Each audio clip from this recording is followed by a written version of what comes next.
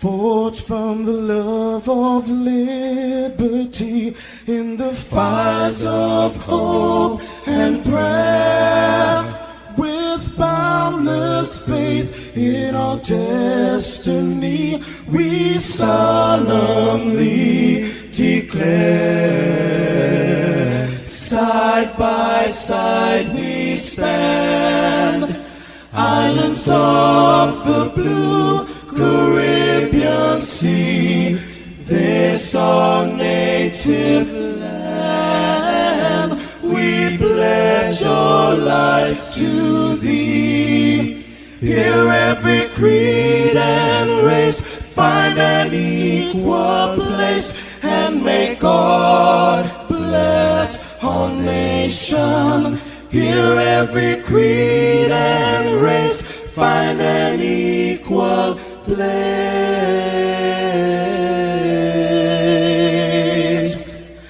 and may God bless our nation.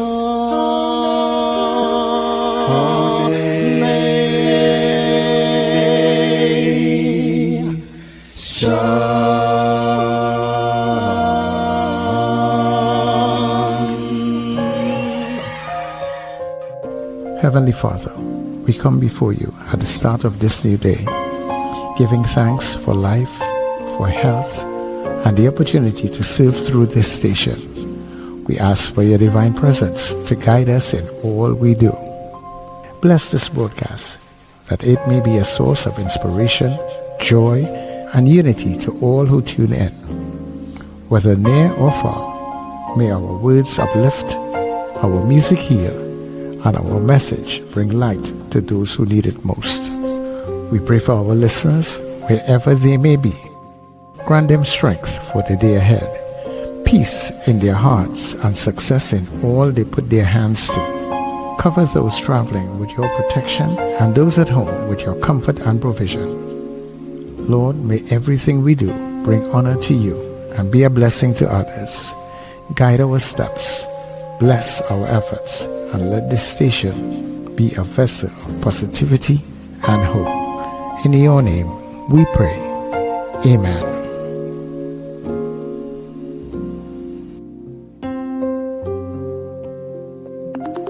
Your voice, your soundtrack, your station.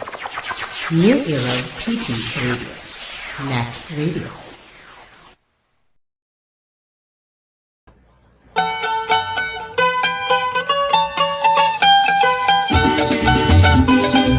Yeah, man. Labor are coming through. It's Kenny. Hold your dog. I went by my neighbor to wish a Merry Christmas. I didn't go to stay long. I didn't go for no paintbrush. As I was leaving, it started raining. You don't have to pull out so quick. Just stay at shelter. I have no umbrella. If you leave now, you will get sick. She tell me to stay inside a little longer. Stay inside a little longer. If you get sick or you can't sing, it's Christmas time, Kenny, where you going? She tell me to stay inside a little longer. Stay inside, stay inside, stay inside a little longer. Oh, boy.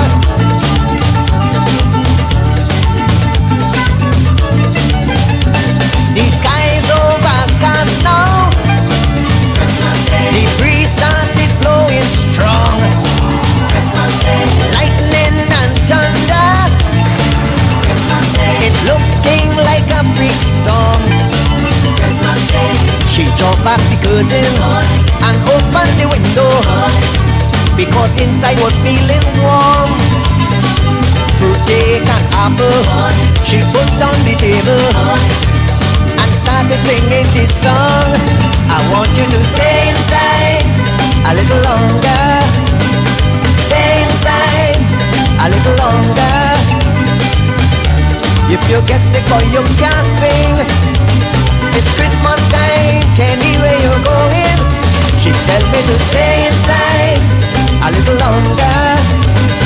Stay inside, stay inside, stay inside a little longer.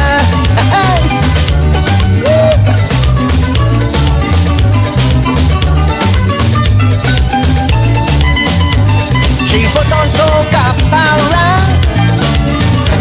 a big one from Spangalang, Baron and Scunter, my run crazy and ninja. While the music playing, you could hear the raindrops falling, enough to tickle your brain. My glass was empty, she take it from me, and pour a next drink again, and tell me to stay inside a little longer. Stay inside a little longer. If you get sick or you can't sing, it's Christmas time, Kenny, where you going? Lord, she tell me to stay inside a little longer. Stay inside, stay inside. I want you to stay inside a little longer. Yeah, man. Ooh, Lord. You know you could stay as long as you want. You know how to go now. We don't run nobody, you know. Christmas Day. You can drink as much as you want. Christmas Day. Wake up, rise up. It's the NETT Radio Breakfast Show. You know you can Bringing stay you as the long energy, as you want. music and vibes You know how to to start go your day right. We don't run nobody, you know. Christmas Day. You can drink as much as you want. Well, good morning, everybody. Stay inside. You don't have to go nowhere. Stay inside. It's Christmas in July. Good morning, Trinidad and Tobago. Good morning to our neighbors in the Caribbean, our friends who are streaming all around the globe. Thank you so much for making us your choice each and every day. Welcome you to NETT Era TT Radio, and it's NETT Radio. The heartbeat of the Caribbean, and yes, we are going to take you above and beyond. Drink as much as you want. Hoping that you guys had a really good weekend, that you're ready for everything that will be coming your way this week. Trust me, plenty will be coming. You know how to go now. Let me say much thanks as always to the Heavenly Father bringing us together for another day. Drink as much as you want. Everything that we do, dear God, let it be a blessing, honor to you. Sir Charles, that is me. Happy am I to be in this space with you. You know how to go now. As you welcome everybody to your Get Up and Go. This is your breakfast show. Get up, it's the time to start the day. The breakfast show is here. We bring in the soca way. Yeah, yeah, yeah, yeah, yeah, yeah, yeah. Yeah, yeah, yeah, yeah, yeah, yeah. Wake up, it's a brand new dawn. The breakfast show got the vibes turned on. From Maracas Bay to the Savannah line. Let's start the day in Caribbean prime. Oh, good vibes rolling through the air. The breakfast show, energy everywhere. We talk, we laugh, we make you think. Grab your doubles or your morning drink. Good morning. Good morning. Open your eyes, feel the light. Everything's gonna be alright. Good morning. We're wishing you a colorful day. Let the sunshine guide you on your way. Smile a little, let your worries fade. Good morning. May your heart feel light and free. So much joy in everything you see. Good morning, yeah, a beautiful day. Good morning. Good morning. It's such a beautiful day. It is a beautiful day. It's a wonderful, incredible kind of day. So good morning, everybody, and thanks for being here on the breakfast show. And Yeah, let me say good morning to my co-host, Rochelle, who will join us in a bit. And of course, Wendell, who is here very early and naked, I understand. I just put back on my clothes in. See that? An earthquake. You feel an earthquake? Earthquake, me feel earthquake. I sit down here all the time. Boy, that an earthquake this morning. I actually felt the earthquake. I said, why is this place shaking like this? How long ago that was? At 5:47 a.m. Now, when I reached my meeting. Well, I didn't think I haven't felt an earthquake in a long time. And if I felt the earthquake, the whole place started to shake. I said, I wonder if Argentinian fans looking to storm the place, boy. But there was an earthquake this morning because I saw a couple other people posted on Facebook. No, and I've been sitting here, and normally if you're moving around, you might not feel it if you're walking on it. But I've been sitting here. But I was actually sitting, and I said, I just found the whole place started to shake, and I said, "What the hell is this?" So, but it was an earthquake. Well, at least other people put it on social media. I haven't seen any official releases yet. I don't know if anyone of you all out there felt it, who listening. I saw Miguel Donawa posted it too, and somebody else. But I said, hey, I actually felt this earthquake. I haven't done that. It hasn't happened to me in a long while. But I put it down to Argentina getting angry. I put it down to all this craziness happening in Trinidad. I put it down to all manner of things. I started to make excuses for the earthquake. Anyway. But good morning, Sir Charles. Good morning, Richard. Good morning, Trinidad and Tobago. And good morning, listeners and viewers all over the globe. Yes, I'm in a lot better mood today than I was last week. Why is that? Maybe the week before. Because Argentina lost. Oh, okay. You finally get something to hold on to. No, but I mean, Argentina is a nasty playing football team, Sir Charles. Let me admit it. No, they have the best in Lionel Messi. You know what I mean? And he suffers as a result of how nasty they play, because he doesn't play nasty. You know what I mean? But they played and Spain get them back it as good as they get. That's what I like about yesterday's game. You understand? Because Spain decide, something, all you come and the players nasty, well, guess what? All you get it back. You understand? Of course, there was one yellow card, two yellow cards that resulted in a red card for an Argentinian player. You know what I mean? But it was, I'm just happy that Argentina didn't win. They didn't deserve to win nothing after the players that are mediocre teams, Africa teams, almost like they give away the matches to them. They had the referees on the side, they had VAR on the side. Mediocre team make it to the World Cup. Imagine they had everybody on the side, Sir Charles. Mediocre team make it to the World Cup. At the end of the day, all those teams have been playing for years, and that is why they are three-time champions. Well, they had really good players in the past. And they do have the best player. It's not easy to feel that kind of level of team all the time, but at the same time too, credit to Spain yesterday. They played their game. They ran at Argentina from day one. Which was really good. I think they kind of caught them by surprise in that kind of way, that they were just coming. And once a team plays that kind of a game, they always have the opportunity to create an upset, and they really played a good game yesterday. So congrats to them, all these the genuine Spain supporters. They've gone over 30 games, I think, without losing a match.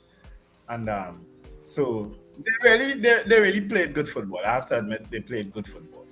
Spain didn't lose any matches coming up. No, they haven't lost a match. And Argentina, and that was Argentina's first game that they lost also. Mm-hmm. So yeah, congratulations to them. I think they are a deserving team. They really played well. The team that Spain didn't beat is Cabo Verde, who they drew it. That's the only thing that held them to a draw. Okay. But they did play. I can't recall if Argentina had any games that they had drew, but at the same time too, what I like about Spain within even when they scored, they did not go into defensive mode. They were still on the attack. Well, they know Argentina. They know Argentina could come roaring back. Yeah. So, and they almost did it. Yeah, they almost did, So, but as I said, so as the song goes, somebody have to win, somebody have to lose. When you reach down into the World Cup, especially reaching quarterfinal stages, nothing. Yeah, but why all your team, you and Adande and Mrs. R, why all your team just get on so naughty, fighting after the game? They're fighting against one another. They attack the Spanish player and then start a fight amongst themselves. But you have an accent, real stuff, clips to play on World Cup, so Charles. You could play a few of them. And they're rioting in the streets of Argentina, pelting the police with bottle. Why all you so? That part of it I can't help you out with that. Well, I send all them videos for you. Yeah, well, I ain't able to download all them videos on them. Oh gosh. While Lamine Yamal was praying on the pitch, saying his prayers to Allah, the fight going on right next to him, That was the last video I sent for you. That's the power of prayer. The prayer can keep you calm in all kind of situations. Yeah. Yes. But and then Donald Trump don't want to come off the stage when the Spanish team celebrating. They had to Infantino had to try to get him off. He refused to move. What kind of president do they have there? Yeah. No, but yesterday was a good day. I spent the day at so let's do this one final act of this incredible summer of soccer for Rodri to lift the trophy and for the celebrations to begin both here and overseas.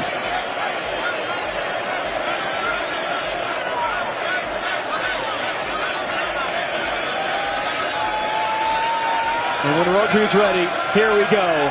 Spain have won the World Cup.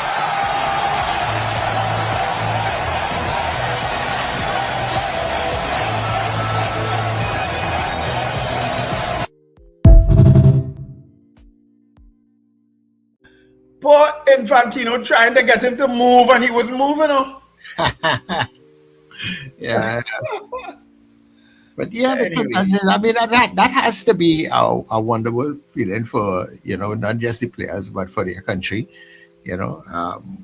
Fantastic feeling. So yeah, celebrate, enjoy it. Now is your time to enjoy it. So yeah. Yeah, but of course he bumbled through the post-match interview too. But that is Trump. I don't expect anything different from him. I don't think anybody expected it. Look at him, watch him. I'm watching the delayed version now. He's just standing there. I don't know why Infantino didn't drag him by the tie. Anyway. Donald J. boy. Yeah. Yeah, he's one hell of a character, yes. Anyway. I just woke up from a slumber over this weekend. It was a dramatic weekend, but it all ended nicely yesterday with a victory for Spain. Their second time winning a World Cup. I think they won in, was it 2010? And this is their second World Cup victory. So congratulations to all the people who supported Spain. And there was a young man named Nico Williams. Spain has some black players, but he is one of the main players. He came on as a striker. He, of course, assisted in scoring that. He scored a goal, actually, that they didn't allow. And as soon as I saw him come on, I said, he is going to make the difference in this game. I was actually begging for him to come on. And so said, so done. All you know my stance from very early, right? I supported all the African teams. And I supported all the teams with African players in it. I make no apologies for doing that. Right? So I will never support Argentina. You take that. Go into a good news, Charles. I said if one man today had to be real happy that this game ended up that way on Wendell. Yes. I tell people I was tripping anyway. Let me do it. Because no. I said, anyway, we might lose the license. I'm going to behave myself. I'm going for the news, people.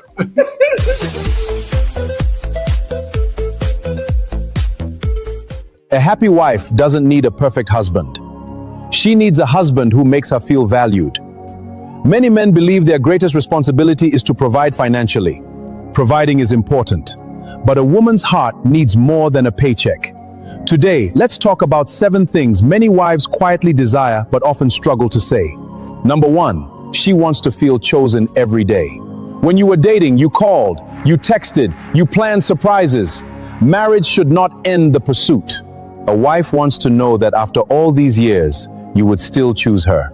Sometimes love isn't saying, I love you. It's showing, I still choose you. Number 2, she wants your attention, not just your presence. You can sit beside your wife for 3 hours and still never be with her. Looking at your phone while she speaks tells her your screen matters more than her voice. Dr. John Gottman teaches that healthy marriages are built through small moments of connection. Prioritize these moments. Look into her eyes. Listen without interrupting. Sometimes your attention is worth more than expensive gifts. Number 3, she wants appreciation. Many wives work all day. Children. Cook, clean, support the family. Yet no one says thank you. Never become so familiar with someone's sacrifices that you stop appreciating them. A simple "I noticed what you did, I appreciate you, I'm proud of you" can heal a tired heart. Number 4, she wants emotional safety. Every wife wants one place where she can remove her armor, where she can cry without being judged, speak without being mocked, share fears without being ignored. Your home should become her safest place, not another battlefield. Number 5, she wants partnership. Marriage is not a competition. It's not 50-50. Some days it's 80-20, other days it's 20-80. How can I make your burden lighter today? Help without waiting to be asked. Carry responsibility together. That's what true partnership looks like. Number 6, she wants respect in public and private. Never use your wife as the joke in front of friends. Never embarrass her to make others laugh. Protect her dignity. Speak well of her when she's not in the room. The respect you give publicly strengthens the diaphragm. Finally, she wants to know she's still your best friend. Before she became your wife, she was someone you laughed with, dreamed with, walked beside. Don't let marriage become nothing more than paying bills and solving problems. Keep dating her. Keep laughing together. Keep creating memories. Because love doesn't survive on history. It survives on daily investment. Gary Chapman reminds us that people experience love differently. Some need words. Others need time, acts of service, thoughtful gifts, or physical affection. Learn your wife's love language. Love her the way she receives.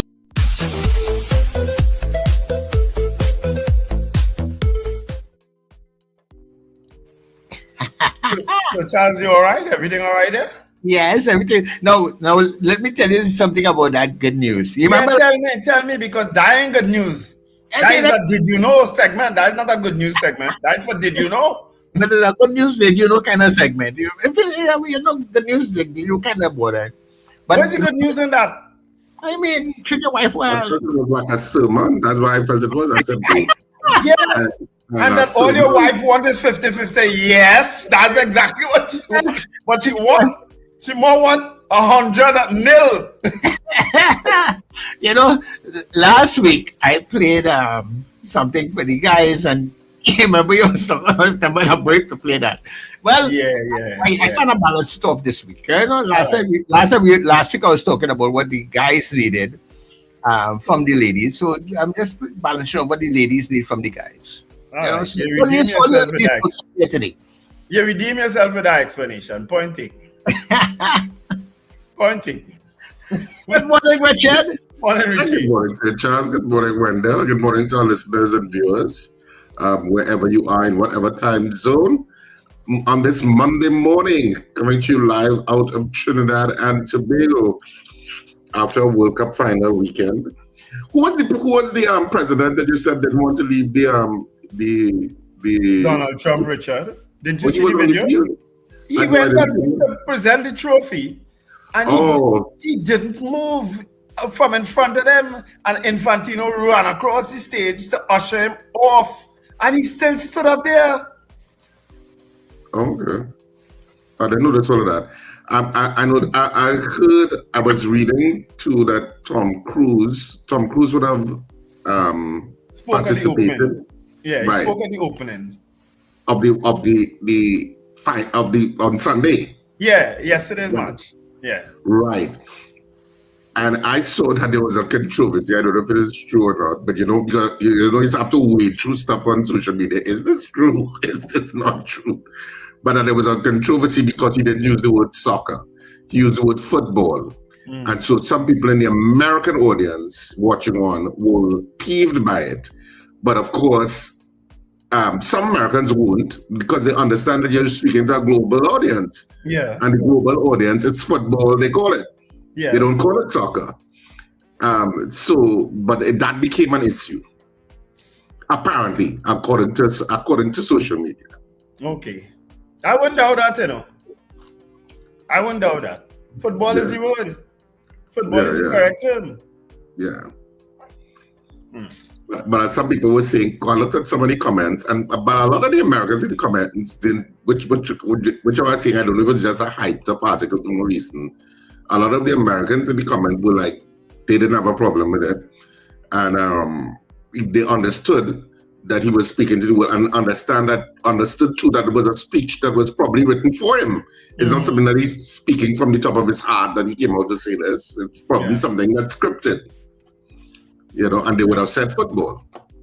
Although, I mean, I don't know that he would have had a teleprompter where he was out there. He was out in the middle with a microphone. So unless actors he remember lines. Actors remember lines, right? That was saying, unless he learned that script, Yes, you could. Yeah. Anyway, I didn't make too much of Tom Cruise thing. And by that time, we were still trying to organize ourselves here. Anyway, let's go to the chat now, Richard. Sure. Robert Allen came in at 11:47 saying morning. And he said, Wendell, if Sir Charles ain't come to work today, forgive him. He have a running belly. He get purged from Spain. Charles, you get ponged. Oh, I expect that. all these part-time lovers. Kenny in Harlem says, good morning, Pamela. That might be a good song to play for all of them, the part-time Oh, lovers. you have to play Don't Cry For Me, Argentina. I don't know your laps with that. No, it might be anything international. I done in violation with Facebook. I still can't get off with that yet, They will have a problem with that song? Yes, I have a thing with every song on this copywriting. Since last week, our Facebook page has been blocked, Oh, Lord. Anyway, Raymond Piggott says, Wendell, thanks to Spain, you dodged the bullet. I actually started to undress for you all, and then the earthquake came, and I said, let me cool. Because clearly the earth started to rumble at the point in time. But I sent Richard a set of videos of me, and he was supposed to show me, but I could keep all for himself. You send Nick pictures of yourself for Richard? No. You don't want to reveal the truth. Let my stoops answer for you. I don't know why I tell Richard show these on Monday. He keep them for himself. Anyway, say good morning. Margaret Thomas, good morning. Ava Smith, also locked on. John Cato says good morning to viewers and listeners on the net. Don't cry for me, Argentina. Look, John Cato, I'm telling you, you should have played that too. Beefy Smith says, good morning to the Breakfast Crew. Wendell, I know that you are in good spirits. I am, not only because Spain won, but once Argentina loses, it didn't matter who they played. Manuela Peters, good morning to everyone. Sis Super, thank God for life. Marcia Rock from Orlando, Florida. Trinman also says, good morning. The man just don't know when to leave the stage. And yeah. Robert Taylor, morning, Robert. Diane Payne. Apollonius Odell Guy in Sangre Grande, Felix Cazo, Maria Cellier also saying good morning to Suzanne, Suzette, Maria H, and Miss Gemma, Miss Butte, and Miss Jackpot. Okay, a new name came in this morning. Wendy and James says, well, good morning, Richard, Wendell, and Chill Charles. My team Spain did the trick. Well done.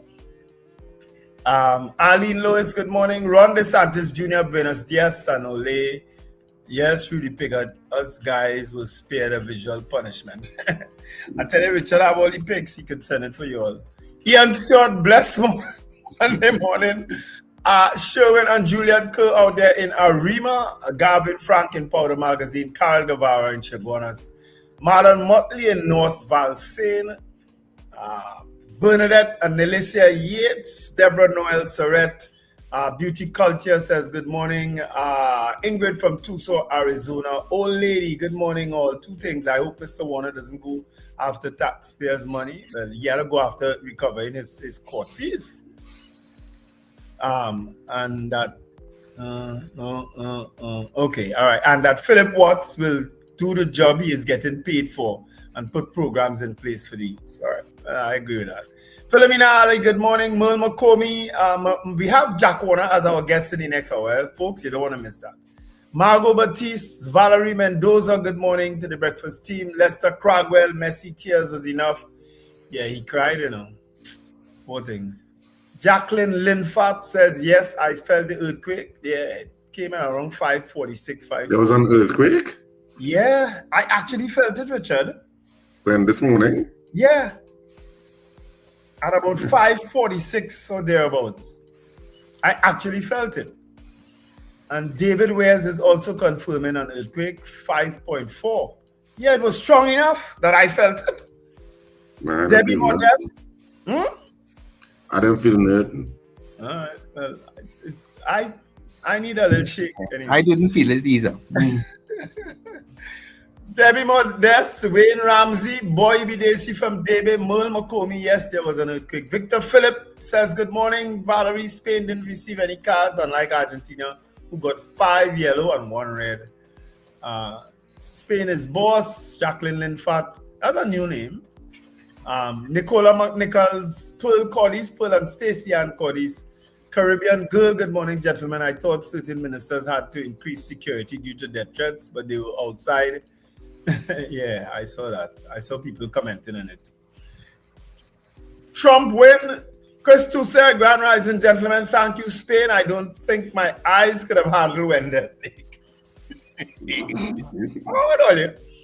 Michael Eastman, Wendy Ann James, he got booed again. Caribbean girl, good morning, gentlemen. I thought so. Oh, you're repeating the same thing.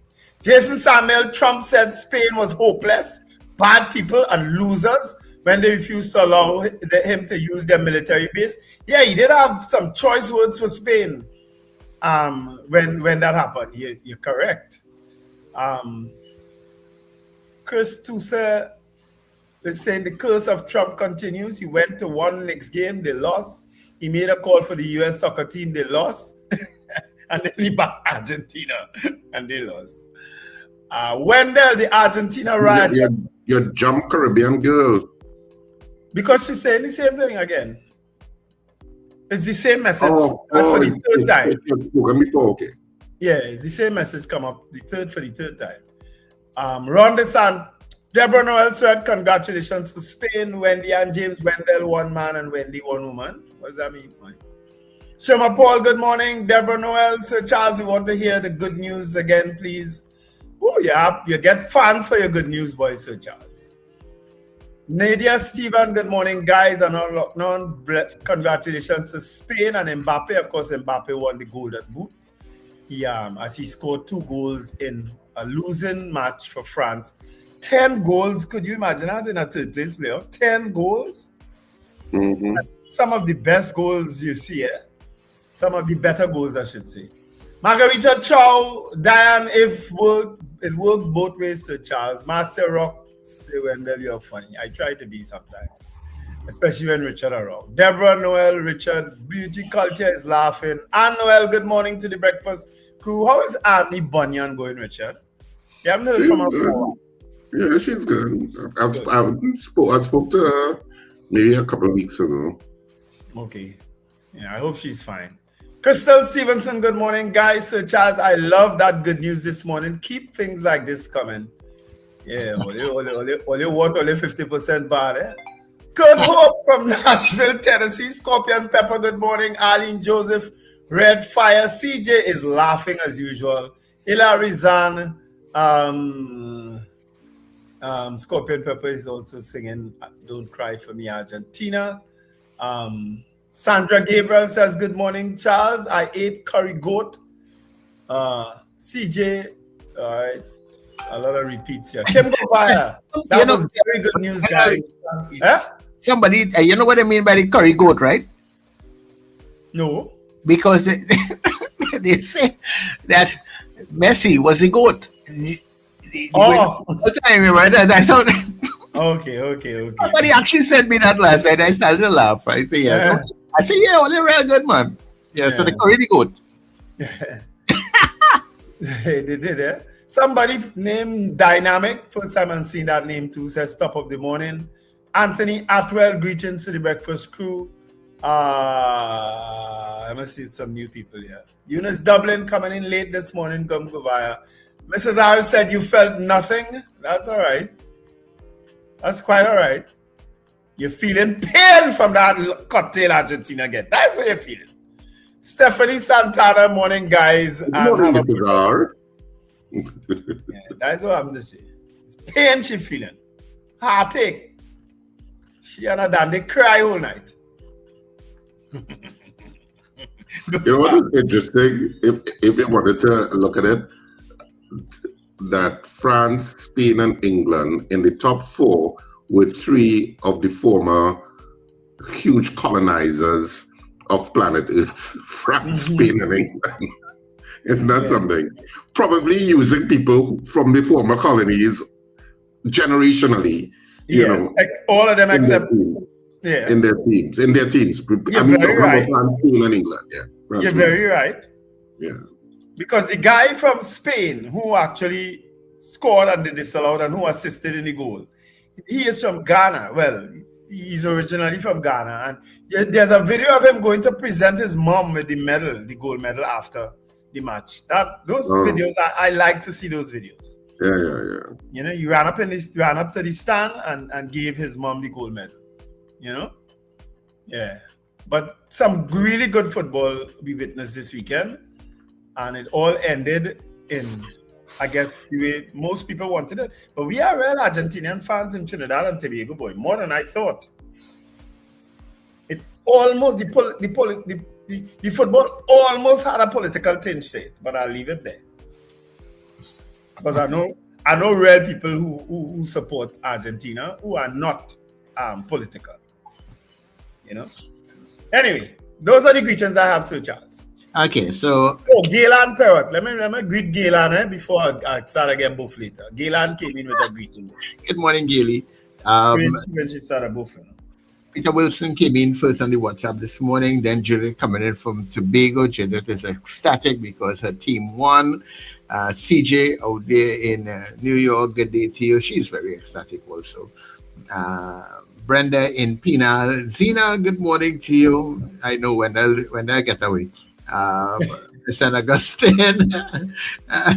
Good morning. Rena Budu Jennings, good morning. Archbishop Ashton Clark in Canada. Captain Ron, who's back in Orlando.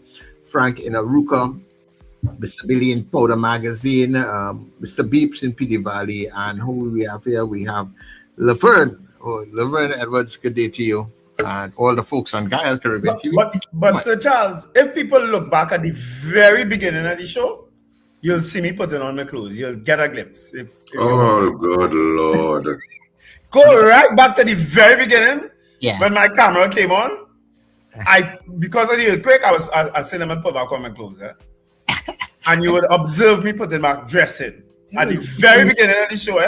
Right. Very good at excuses. You know, one thing. I think he has secret exhibitionist tendencies. Do I? I don't think so. And yeah, people going for the break. Stay with us. We will be back shortly.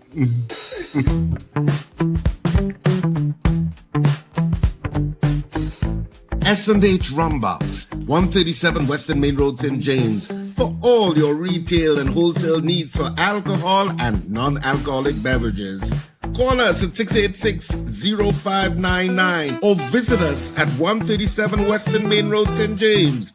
S&H Rumbox, drinking out of the box. End times is here. Are you prepared?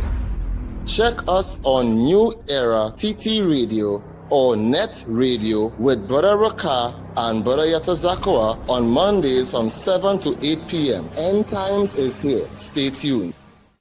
What do we all want for Trinidad and Tobago? Safer communities, greater opportunities, and a better future. Join Denise Deming every Tuesday at 11 a.m. on NETT Radio for Common Ground TNT.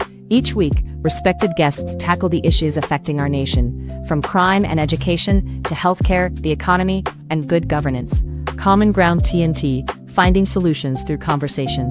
Tuesdays at 11 a.m. on NETT Radio, NETT Radio. Calling all you NETT Radio listeners and fans. It's time to pack your cooler, gather your crews. Join us for NETT Radio's Halloween Cooler Crew in red, white, and black. On board the luxurious Island Royalty, Saturday, 15th of August, boarding at 7 p.m. from Hardcuts Shagaramas. We sail at 8 p.m. sharp. Enjoy great music all night long from your favorite NETT DJs: Sir Charles, CJ, Mr. Flavor, Doc International, RJ, and Fluffman. Tell you you's a big dancer. Come show Early bird tickets are just $200 after $250. Get your tickets now at Crosby in St. James, Rumba, St. James, Bobby's Bar in Kure, Fats International in Arima, K Square Fashions at C3 Center, West Mall and Eastgate Mall, and all NETT DJs. No glass bottles allowed. Bring your coolers, bring your crews, and let's celebrate together. NETT Radio, Halloween Cooler Crew, Saturday, August the 15th, aboard the Island Royalty. For information, call 638-2609 or 497-7173. Halloween on the sea.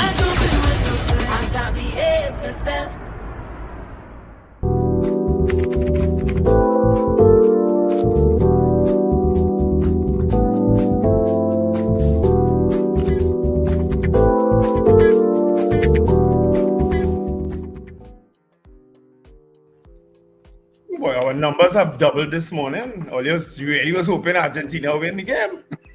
Olios really hoping. Anyway, but if you want to see the pictures, ask Richard. Stop petty, a lie. And then you will sit down, and then sometime in a couple of months from now, you say, I don't lie, I don't lie.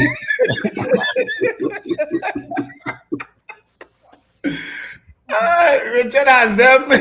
He was supposed to show them. Oh Lord, Morning Hill Bench and Charmaine Bernard, Lester Cragwell, and Old Lady. All right, let's go straight into the newspapers today. Don't forget, we have Jack Warner as our guest in the next hour. You don't want to miss that, right? Dominant Spain dethroned Argentina 1-0 in World Cup final, and that goal, of course, came in extra time. Viva España, and there's a picture of the Spanish team as they celebrate with their World Cup trophy. Lamine Yamal is most prominent out front. That's the main picture in the front of the Express. But amidst all this celebration, of course, over the weekend was a murderous weekend in Trinidad and Tobago. Oh, yeah, it was. At least 7 people were shot dead. At least 7. 2 of them in Siparia, 3 of them in a gas station in Mova, and there were 2 other murders that they had reported also on Saturday morning. All right? Fear after Siparia double homicide. That's one of the stories on the inside. Residents uneasy after a month of murders. This is the 5th murder actually in Siparia area, right? For the month. And the month is only halfway through. MP Marcel appeals for info on triple murder. San Juan businesses call for joint patrols. Spain's late show. That's also on the inside. Thousands watch World Cup final at Brentwood, and there's that picture, of course, of the actually no, that picture not here, of the lineup of ministers and so on. NAPS student wins bronze medal, and that student is Reginald Mohammed, TNT's first representative to win a medal at the International Chemistry Olympiad. The competition was held this year in Tashkent, Uzbekistan. All right, breaking at RC Church near Sando Police Station. Why is this about breaking in churches? What do you expect to get in a church? Support for IACHR SOE concerns. HERA SOEs risk losing their deterrence. Well, we're seeing what's happening here in Trinidad and Tobago. And this is a story I didn't know about at all until I read it this morning. 14 detainees escaped from the immigration detention center in Arima on Saturday. You know about this? Yeah. I saw something about it because they recaptured some, not so? Yeah, they recaptured 6. So 8 of them are still at large. Yeah, I saw some of it on social media over the weekend. But I didn't know about this. I didn't know about this at all. Yeah, I didn't know about it either. Wow. Anyway, I hope they catch them. All men, of course. Right? So you all look out for them. They pick their pictures in the papers. Well, remember that detention center is really for immigrant issues. So you mean them as he gone back? Isn't it that one they're talking about? Or is the one in, Yes. Is it the immigration detention center? Yeah, that's the immigration detention center. Yeah. So you mean them will be jumping on a boat and going back already? I can't answer that question. But the whole reason why they're in there is because they want to be here. They don't want to be in Venezuela. Yeah. Anyway. But sometimes the state takes long to deport you. Anyway, the wraparound in today's Express, there's a picture of Lionel Messi as he sheds tears. Then there is also a picture of a fan at Brentwood in Chaguana. She looks very somber. Very pretty young. Brentwood had a huge crowd, obviously, but because I saw one from C3 Center. C3 Center also had a large crowd. And Eastgate and Trinity Mall too. I saw a picture of that too. Plenty of people. They had a big television in the main lobby area, if you want to call it that. I've been there a couple of times. Actually when a match was going on, because you couldn't get parking. You had to rent a scrummage to get parking. Yeah. There's also a composite pictures. Something like that is really Trinity Mall with all that space Trinity. That's still, I suppose that's still to be bought by somebody with some company or companies with deep pockets to really do some renovation of that mall and have a plan for it. Yeah. All right. And of course, there's a picture of Universal Bar in St. James with Jivet. That is Jivet. That looked like Jivet Silly carrying a coffin of Argentina with a number 10 on it. They were having fun in the Universal Bar. There's a whole story actually on Universal Bar in St. James today, written by Michelle Lubo. All right. So those are some of the trending stories. Universal Bar has certainly stood the test of time. That's what I'll say. Oh, yes. Morning, Dennis. All right. So the Trinidad and Tobago Guardian for this morning. Deadly gunplay. Residents call for more police action after double murder in Siparia and triple homicide in Laventille, less than 12 hours apart. Spain crowned world champions. IDC escape reignites security fears. High Court to examine legality of Tetron prison transfers. 2 dead, 17 missing following boat tragedy in Guyana. And that's a horrible story coming out of Guyana. With the boat that sank. Yeah, a boat capsized. Yeah. Where did I see that? They said 67 rescued, 116 passengers, and 17 crew members aboard. 67 were rescued. So some people are missing. They're still missing quite a few. Wow. Very sad.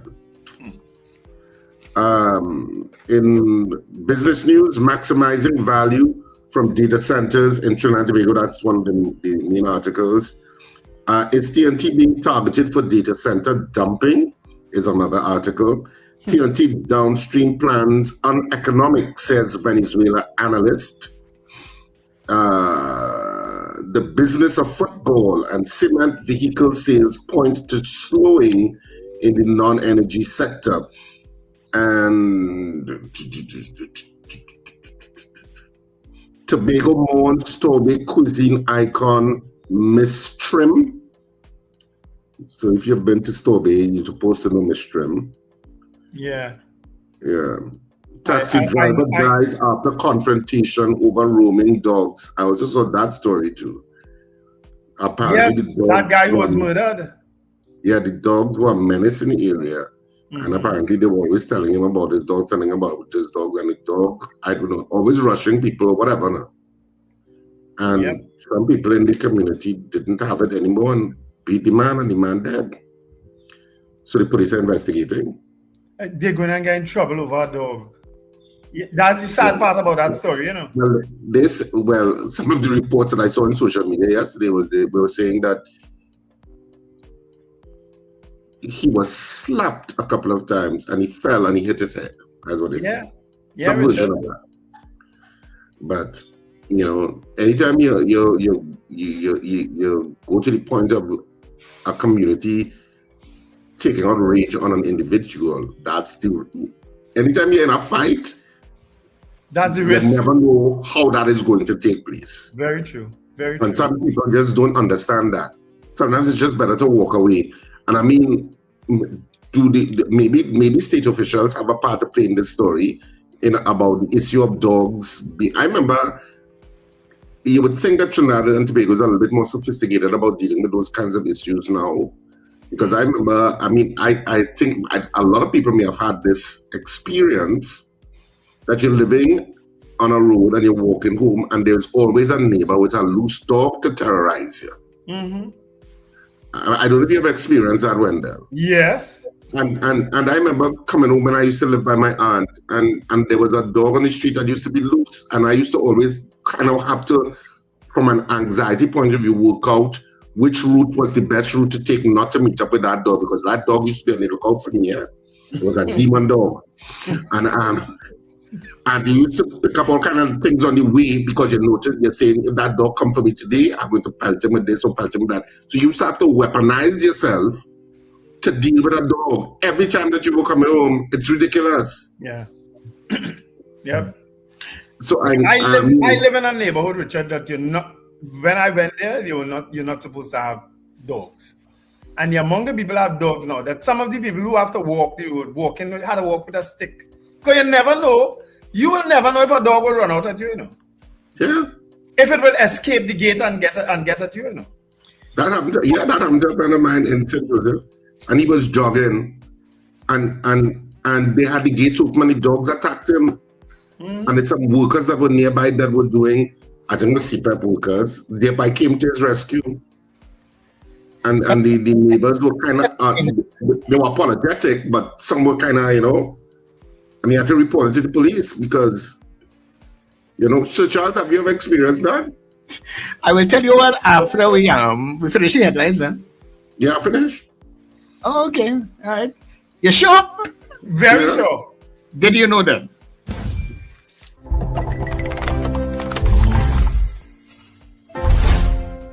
Seven unbelievable places in the world where people are born differently.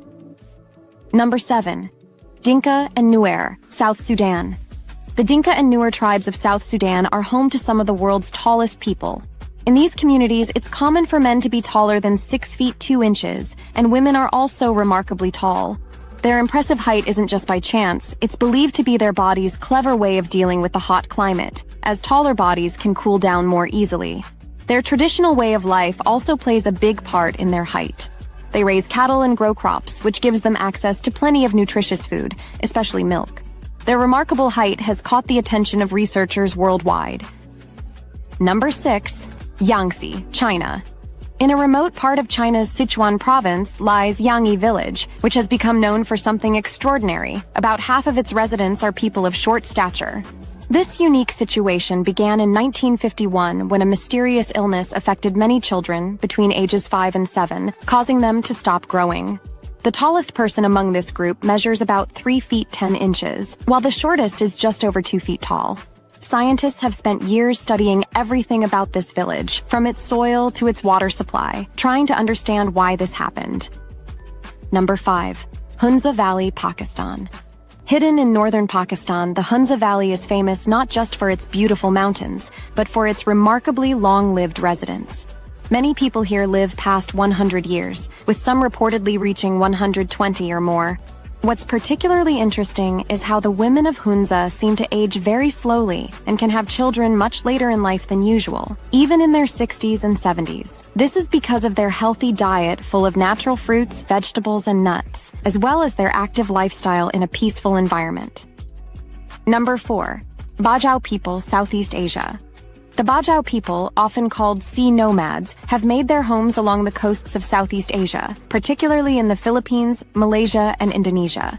What makes them truly special is their amazing ability to dive. They can hold their breath for up to 13 minutes and swim down to depths of more than 200 feet.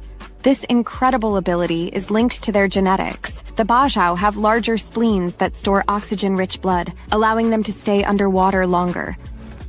Number 3. Nauru. Nauru is the smallest independent country in the world, covering only 21 square kilometers in the Pacific Ocean. While it once prospered from mining phosphate, today the island relies heavily on help from other countries. The most notable health challenge facing Nauru is that about 61% of adults are overweight. This is largely because most of their food needs to be imported, and processed foods make up a big part of their diet. Even with these challenges, the people of Nauru continue to maintain a lively culture that embodies strength and the carefree lifestyle of island living. Number 2. Huanglo, China. In the long-hair village of China, home to the Red Yao people, women follow a fascinating tradition. They only cut their hair once in their entire lives, usually when they turn 17. After this single cut, they let their hair grow freely, often reaching lengths of more than 6 feet. These women keep their hair strong and shiny by washing it with fermented rice water, a practice they've followed for centuries. This village is so unique that UNESCO has recognized it as the world's longest hair village, making it a popular destination for tourists. Number 1. Velikaya Kopanya, Ukraine. Velikaya Kopanya is a small village in Ukraine called the Land of Twins. It has about 4,000 people and an amazing 61 pairs of twins, one of the highest numbers in the world. Twins have been born in this village for many generations, with almost every family having twins. The locals attribute this unique occurrence to the water from a local spring, believed to enhance fertility.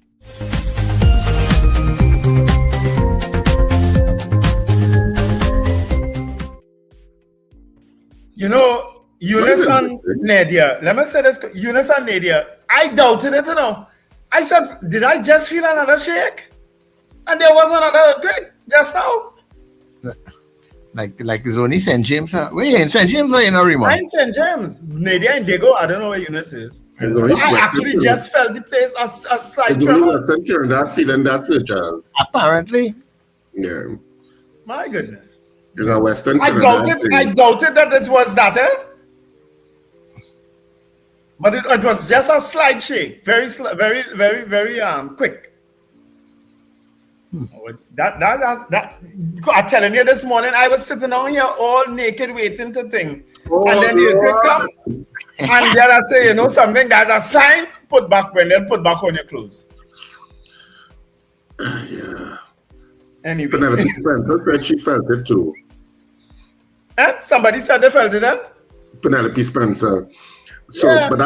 So that's like in the tongue area. Eastern, that is not feeling anything. Well, clearly, the demons in the east today.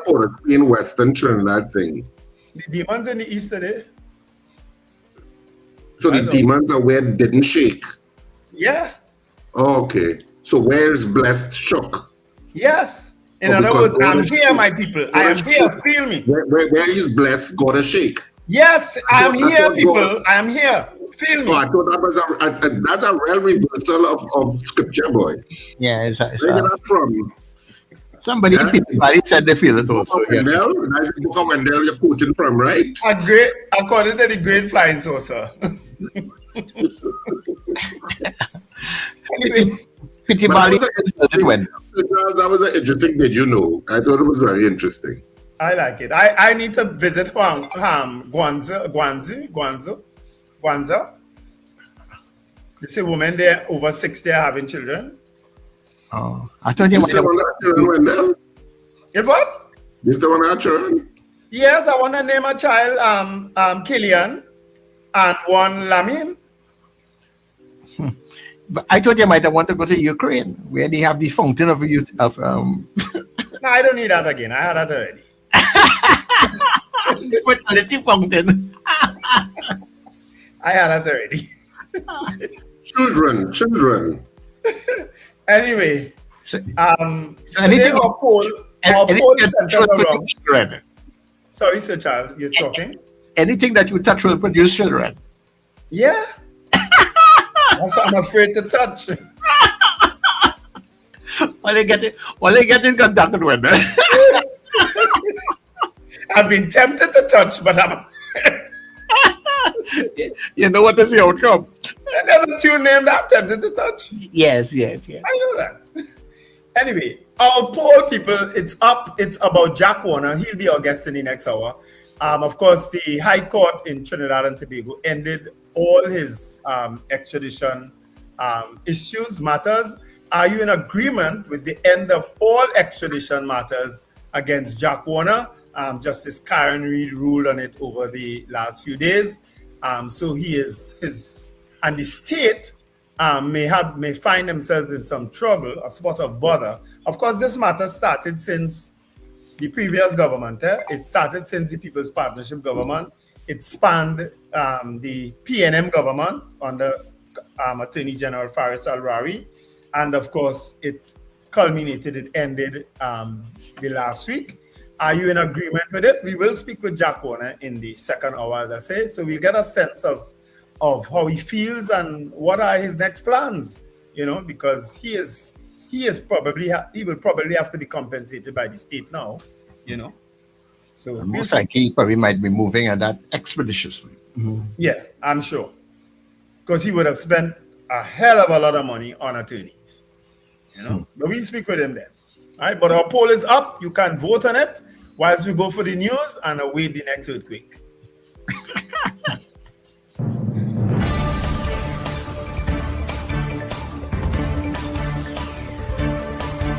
The news you need, the clarity you deserve. Local, regional, global. This is NETT Radio News Now. This is News Now on NETT Radio and Guile TV.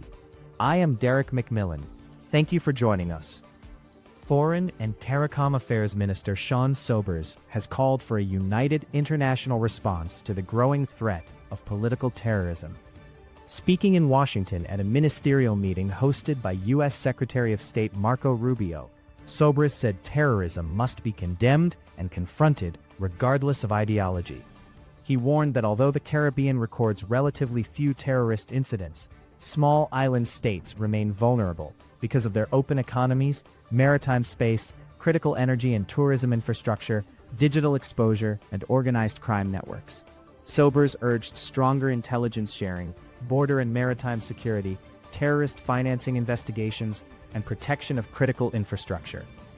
He said Trinidad and Tobago is prepared to share its experience in combating violent extremism and foreign terrorist fighters. Former FIFA Vice President Jack Warner has won a legal victory after the High Court permanently halted extradition proceedings against him to the United States. Justice Karen Reed ruled that the state violated Warner's constitutional rights by continuing the case after an authority to proceed was issued without the required legal safeguards. The judge also found that the Attorney General's office misled the courts by claiming a special arrangement existed to protect Warner under extradition rules when no such agreement was found. Justice Reed ordered that the extradition proceedings be permanently stayed, awarded Warner damages for the rights violations, and directed the state to pay his legal costs. The extradition case began in 2015 over allegations linked to money laundering involving FIFA.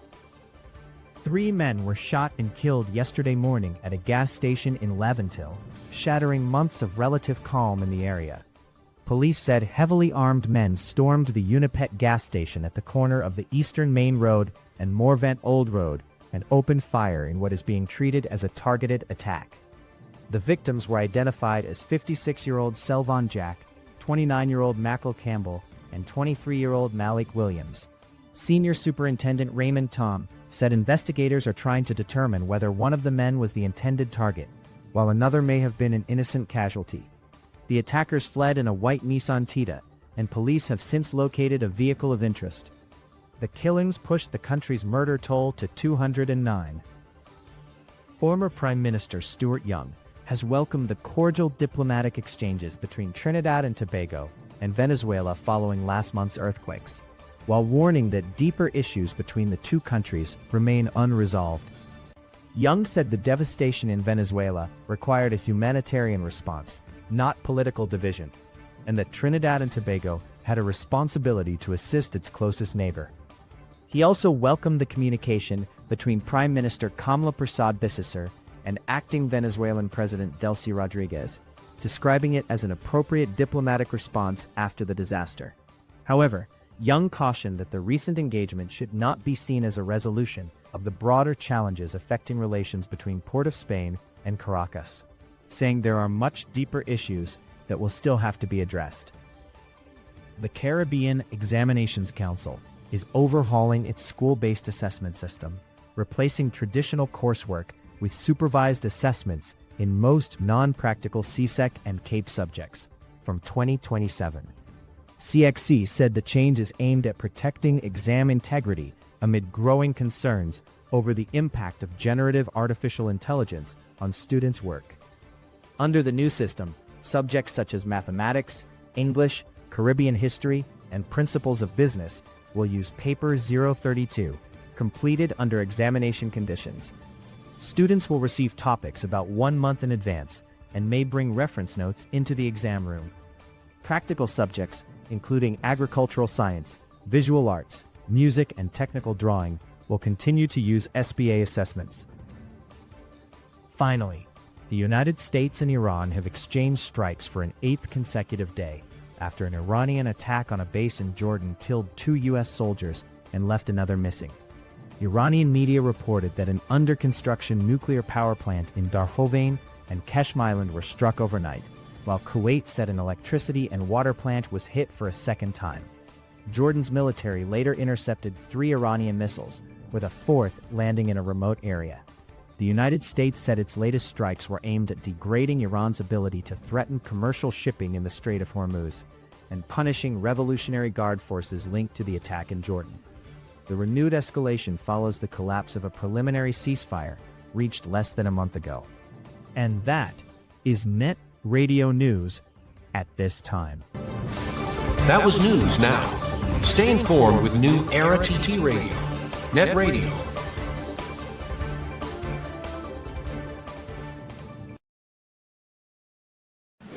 Your mid-morning just got better. Join Sir Charles for the mid-morning mix and mingle, where good music, real talk, health, and family matters come together, and your voice is heard. Whether you're at work, on the go, or just taking a break, this is the perfect mix to keep you engaged, informed, and entertained.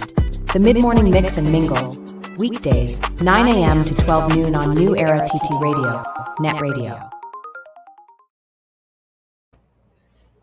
Morning vibes, fresh energy. This is the NETT Radio Breakfast Show.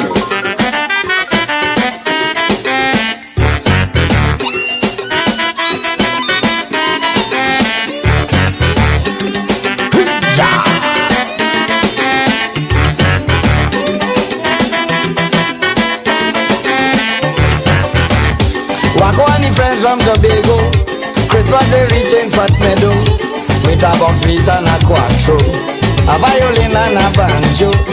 They say they always had a plan to give me family a parent. They wake up my mommy right away when they ring out with this love way. My Jeffrey, oh, get up. Hey, like you are yelling in back of crowing, oh girl. Madam Jeffrey, oh, get up. Time to put on smoke in your kitchen, oh girl. Madam Jeffrey, oh, wake up. I hope you know it's white oak a drinking, oh girl. Madam Jeffrey, oh, get up.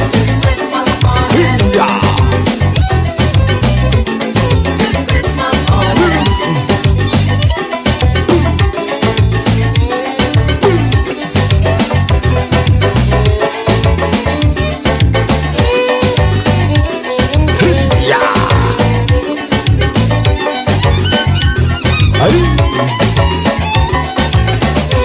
Mommy put coffee on the fire, encouraging them to stay a little longer. Ham and bread on the table, why don't she pull out a bottle? The music went in my neighborhood, he pull the old sax below his bed. Come across and join the bacchanal, they wouldn't stop singing at all. My Jeffrey, oh, get up. Hey, you were here, the neighbor come crowing, no girl. Madam Jeffrey, oh, get up, get up, get up. My Jeffrey, oh, wake up.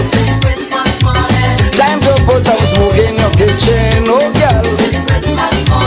Madam Jeffrey, oh, wake up. I hope you know it white oak we taking, oh girl.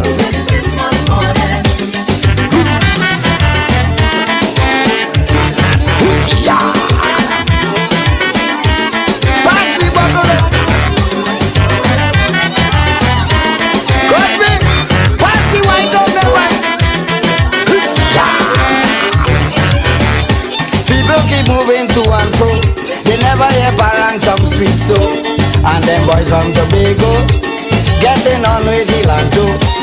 I don't know where the noon come from, he falling without any question. Pick up the pan, we boil the ham, and one time he start to jam. My Jeffrey, oh, get up. Well, you were here, the neighbor come crowing, oh girl. Madam Jeffrey, oh, live it. I hope you know it white oak a drinking, oh girl. Madam Jeffrey, oh. You're locked into NETT Radio Breakfast Show. Fueling your day with the best music and real talk.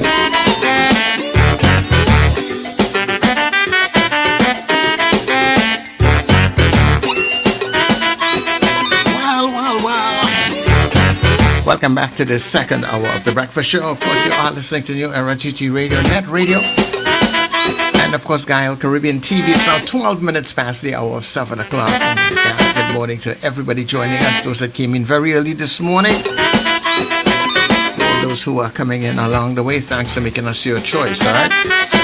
Some information for you just to let you know that when we come off of the TV feeds, and of course, our social media platforms, you can come across the netradiott.com. That's our website, netradiott.com. And of course, you're able to listen to our programming all day and every day, all right? We stream all throughout the day. Remember, you can also get us on all of your streaming devices and your different platforms. So whether you are on Radio Garden, Online Radio Box, MyTuner, Simple Radio, or TuneIn, all you have to search is NETT Radio Trinidad, and of course you will find us, all right? And of course that is the command that you give your Alexa and of course all your smart devices. Play NETT Radio Trinidad or play NETT Radio Trinidad, and you're good to go. Also, don't forget to visit all of our social media pages: Facebook, YouTube, Instagram, WhatsApp, TikTok. All of them are at NETT Radio Trinidad. It's easy branding, so you can find us, follow all of the channels, put your stamp on all of them, right? Also, to support our channel financially, on our website at netradiott.com, there's a donate button, and of course you can donate to the channel. Description in all of our YouTube and other social media pages guide you exactly where you can do that also. So our morning poll is up when we're asking you the question, what you have heard over the last couple of days. Are you in agreement with the end of all extradition matters against Jack Warner? If you're saying yes, you're voting 1. If you're saying no, you're voting 2, alright? And of course, Mr. Warner will be our guest inside of this hour. We will be hooking up with him at around 20 minutes to the hour. 20 to quarter to, anyway in that area there, alright? Of 8 o'clock.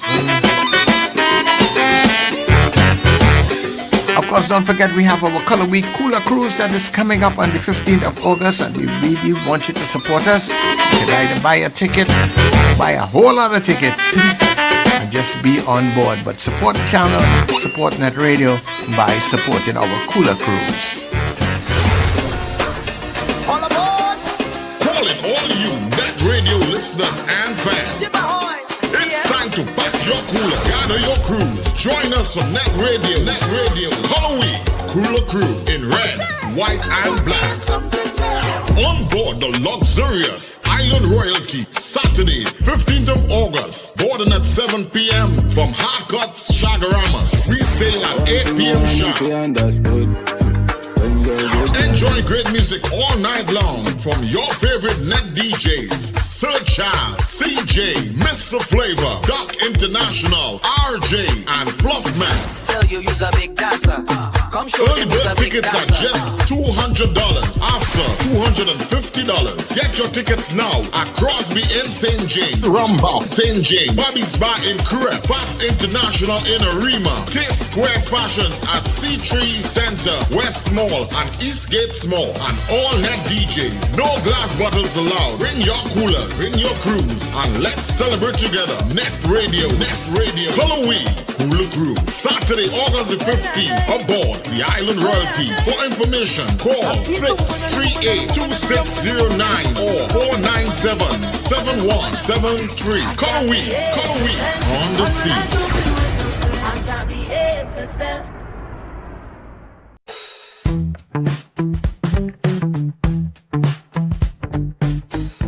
S&H Rumbox, 137 Western Main Road, St. James, for all your retail and wholesale needs for alcohol and non-alcoholic beverages.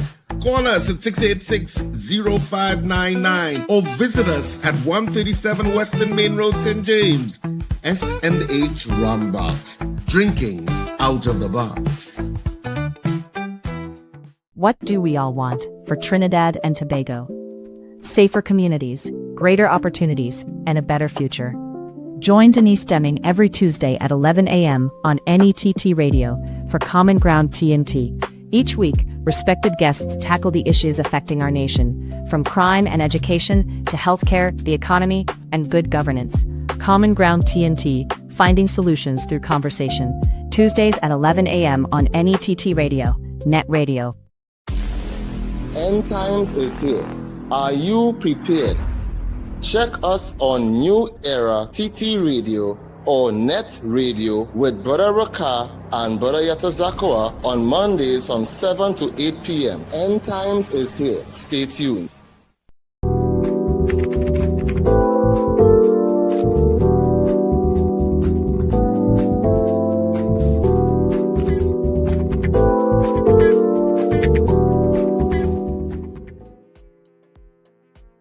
Okay, everybody, welcome back to the breakfast show. Of course, inside the 7 o'clock hour, 18 minutes this past the hour of 7 o'clock. Somebody in the know tell me real quick. I don't know if it's the same word quick or if it's a next week. It's probably the same one, you know, that just happened a while ago, just before we went for the news. I just want to give people a sense of what we're going to be, what the story is about, in case you might have missed it amidst all the football and all the murders. It says the extradition proceedings date back to 2015 after the United States requested Warner's extradition in connection with alleged money laundering offenses involving Warner and others associated with FIFA. A provisional warrant was issued for Warner's arrest on May 27, 2015. Now, just keep in mind the dates, people, because that was under the former government. You'll remember the former Prime Minister, now Prime Minister, saying Jack Warner go and clear a name. And they had a running war in that campaign. Jack Warner was extremely bitter towards her during that campaign, right? I just reminded you all of those things. He surrendered to the authorities the same day and was granted bail the following day. On July 16, 2015, the United States formally requested his extradition. Then Attorney General, this is worded wrong, yeah, because he wasn't the Attorney General in July. Then Attorney General Faris Alwari issued an authority to proceed on September 21st. That was after the election. The election was earlier on that month, right? Under the Extradition, Commonwealth and Foreign Territories Act, allowing formal extradition proceedings to commence before the magistrate courts. Warner immediately challenged the legality of the authority to proceed through judicial review proceedings. His challenge was dismissed by the High Court in 2017, while the Court of Appeal upheld that decision in 2019. Warner subsequently appealed to the Judicial Committee of the Privy Council, which dismissed his appeal in December 2022, paving the way for the extradition proceedings to resume before the Chief Magistrate. Following the resumption of those proceedings, Warner initiated fresh constitutional proceedings after information obtained under the Freedom of Information Act revealed that the state had never secured the bespoke specialty arrangement it had repeatedly claimed existed throughout the earlier litigation. Justice Reed accepted that those disclosures fundamentally altered the legal landscape, ultimately concluding that Warner's constitutional rights had been infringed and that the only appropriate remedy was to permanently halt the extradition proceedings. Right? So that's everything in a nutshell right there. Right? So the Trinidad and Tobago courts have ultimately ended the extradition proceedings, permanently halt the extradition proceedings against Jack Warner. I don't know what's happening. I guess when we speak to him, he's going to tell us what's happening on the American end of things, you know, if there's still an issue there. But he cannot be extradited from Trinidad and Tobago here again by the courts, right? Because it says his rights were infringed, right? Yeah. So that's the gist of the story. So that's what you all are voting on today. Are you in agreement with that, with the ending of all against Jack Warner? Yes or no? We had lots of votes and lots of comments coming in on it. You know? Yeah. All right. So just to let you all know that we will be hooking up with Mr. Warner. You know, he's always on the move. Actually, he's on the move right now. So he has promised to link up with us at around 20 to or between 20 and quarter to the hour of 8 o'clock. All right. Mm-hmm. I will try and back around that time to see if he's in a better space. Mm-hmm. Yeah. All right. No problem. We can take a couple of your calls, 281-1315 or 299-5156 before we give you the results on the morning poll. How do you see it? What are your thoughts on it? You can share your thoughts right about now. You know, there was so the main part of the thing is that something that they said that was supposed to have some protection for him or something that wasn't there. Some bespoke agreement. What is that? Yeah. Richard might be able to help us with an explanation for that. What is that? What is that agreement? It says, let me just read that part again. Following the resumption of those proceedings, Warner initiated fresh constitutional proceedings after information obtained under the Freedom of Information Act revealed that the state had never secured the bespoke specialty arrangement it had repeatedly claimed existed throughout the early litigation. That's what it's saying. I don't know what that means. Yeah, that is basically, so whatever it is that they said that was a arrangement that they had made, apparently that was never there. And and because I remember when it did surface, and I think they said that Mr. Alwari was the Attorney General at that point in time, was pursuing that. And I found it strange that, you know, Mr. Alwari never spoke about that. He never cleared the air as to what that was, if it was ever there, or what went on. And it stays up in the air up to today. I don't know if you will ever talk about it. Without repeating what I said in the chat to you all, and basically Ron DeSantis Jr. saying it here, right? We're not serious in this country about anything, you know. Whether it's Jack Warner, Calder Hart, Ish Calvaransin, Steve Ferguson, all them new ministers who under charge. We not serious about nothing in this country. You know? Yeah. Nobody going to jail. You know? The people we jail not even on charges. We jail Dominic and Genevieve Hadid, and they're not even been charged. We didn't do that. She's a big joke. But we didn't do that. The state did that. Well, you know what I mean by we Trinidad and Tobago. Don't lump me with that, sir. We Trinidad and Tobago, Richard. The state of Trinidad and Tobago. We not serious. The security services have done that. Hold 1 minute, yeah, guys. Caller, good morning. Morning, Richard. Well, I voted one in agreement with the I question the matter because I was telling something. A lot of people have a short memory. You know. Why the then government didn't extradite Ferguson and the partner Galbaran thing? Right? They blasted them and they throw Mr. Warner and the world the world. You understand? But all unfair games, the spray over. Right? There's some people in the chat who bashing Mr. Warner. I read in the chat. Right? Saying that each own everybody have their own according to child. Everybody could make their own assessment or whatever they want to make. But I want them to understand. Let them go back in time and think about Galbaran and Mr. Ferguson. The same government in charge to get back for them. Mr. Warner to know and help them win the election in 2010. And the choice of yours. People just forget. Nobody forget that, you know, Robert. Trust me. I don't think people forget that the war was between Jack Warner and the People's Partnership government at the time. Yes. And I agree with you. They didn't pursue Ish and C1M. So I was one of those saying leave Jack Warner alone. You know? I was one of those. Exactly.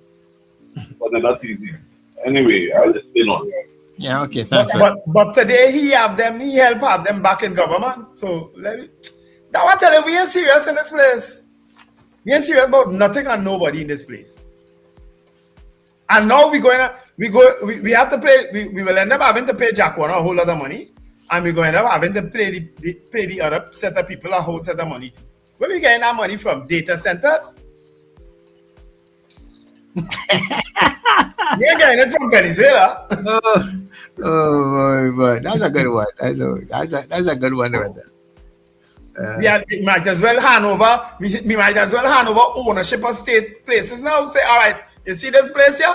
Guys, financial complex towers. There's yours. We can't pay you no money. You own that.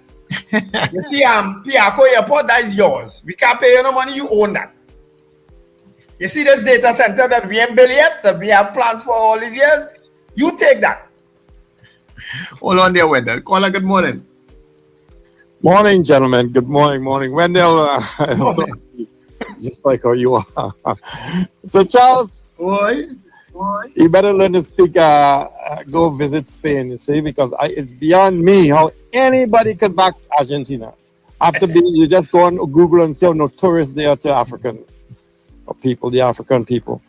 And this is why I would never back them. And I'm so happy. I'm joyous this morning. I'm like Wendell, I don't care about Spain, but at least they had a black guy on their side.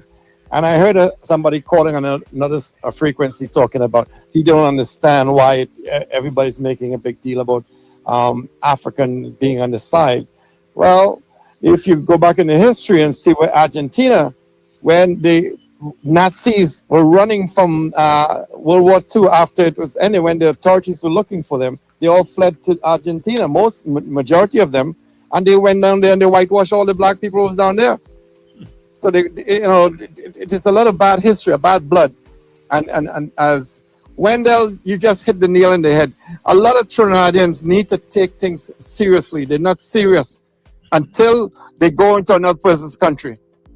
Then everybody's taking things serious. I have to admit I was like that too, until I came out here and I started growing up and I see what my eyes were open. But anyway, so Charles, reel and try again.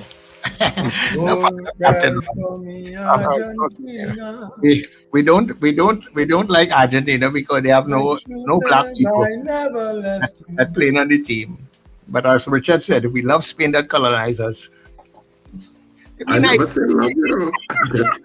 I just made a note that 3 of the colonial powers Yes. were actually 3 of the 4. The 3 of the 4, you know, the finalists in the World Cup, and largely in part due to generations of the colonized making up their teams. That's what I meant. Yeah. But then, as I said, when it comes to the football, I'm not taking all of that. I'm not carrying that baggage with it. I just taking the football in the spirit of the game that it is, right? Who want to carry it from whenever to wherever, no problem. I just love the game, and I just love the team playing it in the game. Yeah, but you know that whilst I understand your point, Sir Charles, there are people who arguing, trying to justify their support of Argentina as because of the other people who were brutalizing people too. You know, that is how they're justifying their support for Argentina. You know? Yeah, but I'm not going all there with that. I just it's a football game. You're entitled. I love Messi. I really like him.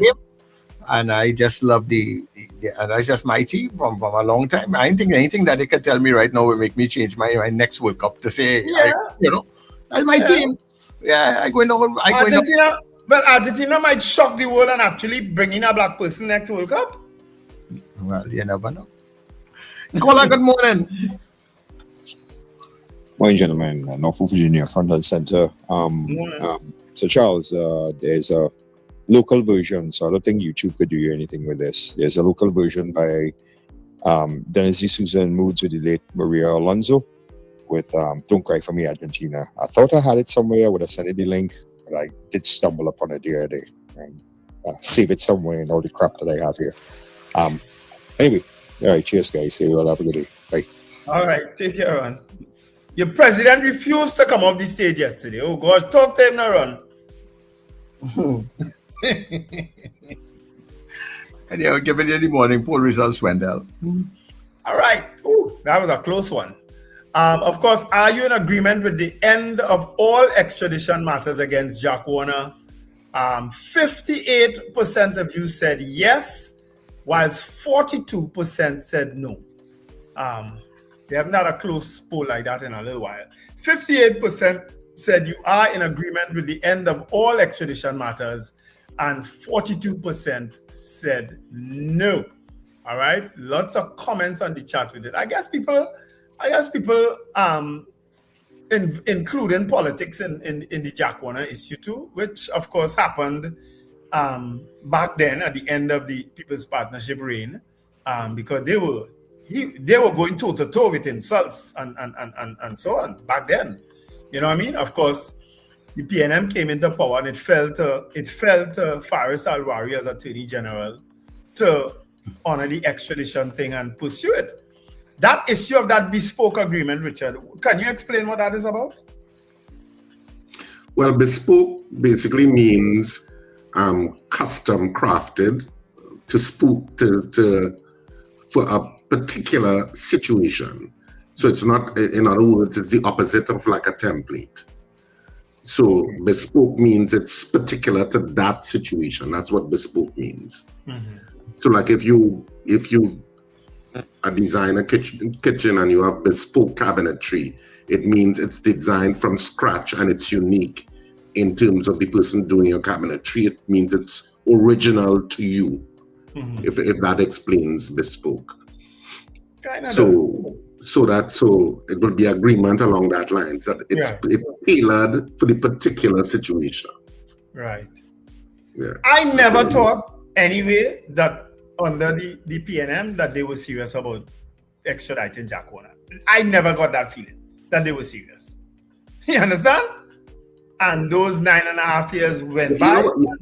You know what is a little curious, if it is that you want to call it curious. Over the years that this has been going on, there seemed to be indirectly, and I'm using my words carefully, indirectly pressure from the United States for Trinidad and Tobago to extradite. Mm-hmm. And this has been speculated upon by the fact that we did not have ambassadors for a while. At one point, we had charged affairs who were the most senior in the U.S. Embassy, and we weren't assigned an ambassador. And I know there was speculation at the time, if I remember correctly, that this was as a result of that issue, that we weren't agreeing or the system was preventing the extradition in any expedited way. And it was pondered upon that it was a way of the U.S. expressing its displeasure. Hence, we didn't have ambassadors for a while. That seemed to have passed, and then we started to get ambassadors. We got it under the first Trump regime when he was there. I can't remember the guy's name. And then, of course, under the PNM, the last one was certainly Candace Bond. She was the last U.S. ambassador. There's a new one now under this current administration who has Trinidadian roots. I can't remember her name at this point. And so that seems to have passed, if that was in fact true, because it was speculative. And now there is there's even under this administration, a closer relationship with the United States than ever before. And it's being dealt with in a particular way. Well, it's been dealt with in a particular way by the court. Maybe to the credit of Jack Warner, he played his political cards right. Because at the time he had fallen out with the People's Partnership government, when he formed the ILP and so on, challenged them and won, it got very bitter. You understand? Till the then Prime Minister had said, go and clear your name and come back. You understand? It had gotten very bitter. It so happens government changed. Jack Warner actually campaigned to get rid of the People's Partnership government. Let's not forget that. And he was largely successful. He was so much successful that you got the feeling that there was some sort of, somebody said it in the chat just now, the enemy of my enemy is my friend. I don't know if Dr. Rowley actually said those words. Somebody said it then. But when Dr. Rowley took over as Prime Minister, the extradition thing request had already come from the United States, right? And you just didn't get the impression all those years that the PNM was in power that they were interested in extraditing Jack Warner. Hold one minute there, Wendell. Caller, good morning. Good morning, Sir Charles. Morning, Zena. Good morning. I just want to say good morning, Wendell and Richard. Morning, Zena. Good morning. I like Captain Ron. I am joyous for Wendell because Wendell is joyous because he get away by the skin of his teeth. Or the skin of something else. So lucky. You lucky to get away by the skin of your teeth. That is all I have to say to you this morning.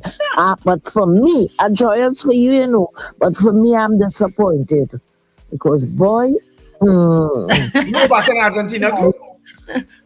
What? You back in Argentina? Longest rope has an end. Yes, you go ahead. Make those kind of threats and think you go get away with it. I am blessed, my dear. That's why I got away with that.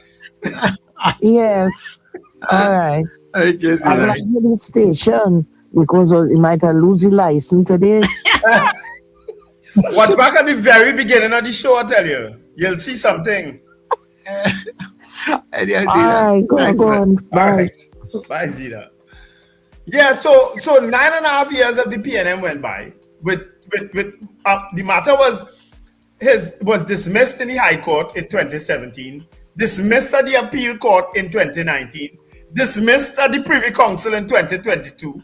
When Jack Warner checked, there was this agreement, this bespoke agreement that apparently was not honored. And it all fell through now in this matter under Justice Reed, where she said, that's it. Permanent don't bring back that. For extradition proceedings. Yeah. Caller, good morning. Good morning to Charles Richard Wendell. Morning. In terms of the same, the caller mentioned Galbraithing and these people. What I want to know is that why have all these reporters gone silent in terms of getting from the Attorney General? When are they going to recover the award that was given to the state in Miami concerning this Ish and Steve case. I think it's more than $100 million US, right? How would the country be able to get that money back? Who has to make the claim to collect that money?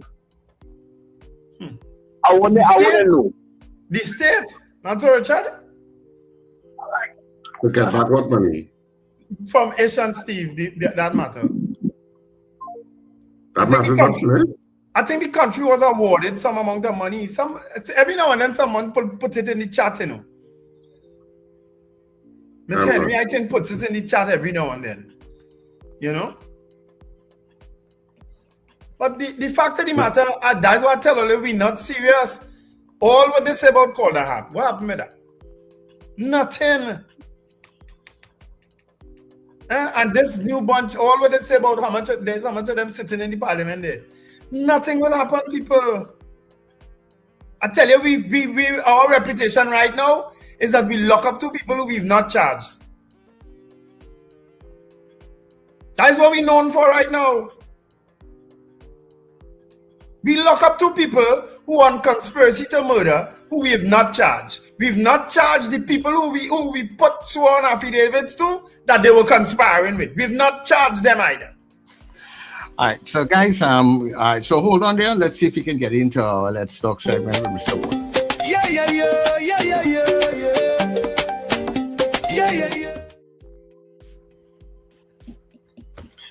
All right, now we have hooking up with Mr. Warner via the phone lines, right? So let me check this out. Mr. Warner, you online already? Yeah, I'm still here. Okay, Good. Great. Thank you very much for joining us on the breakfast show this morning. Morning, Mr. Warner. Morning, Wendell. How are you doing? How are you feeling? You're sounding a lot younger than you were sounding the other day.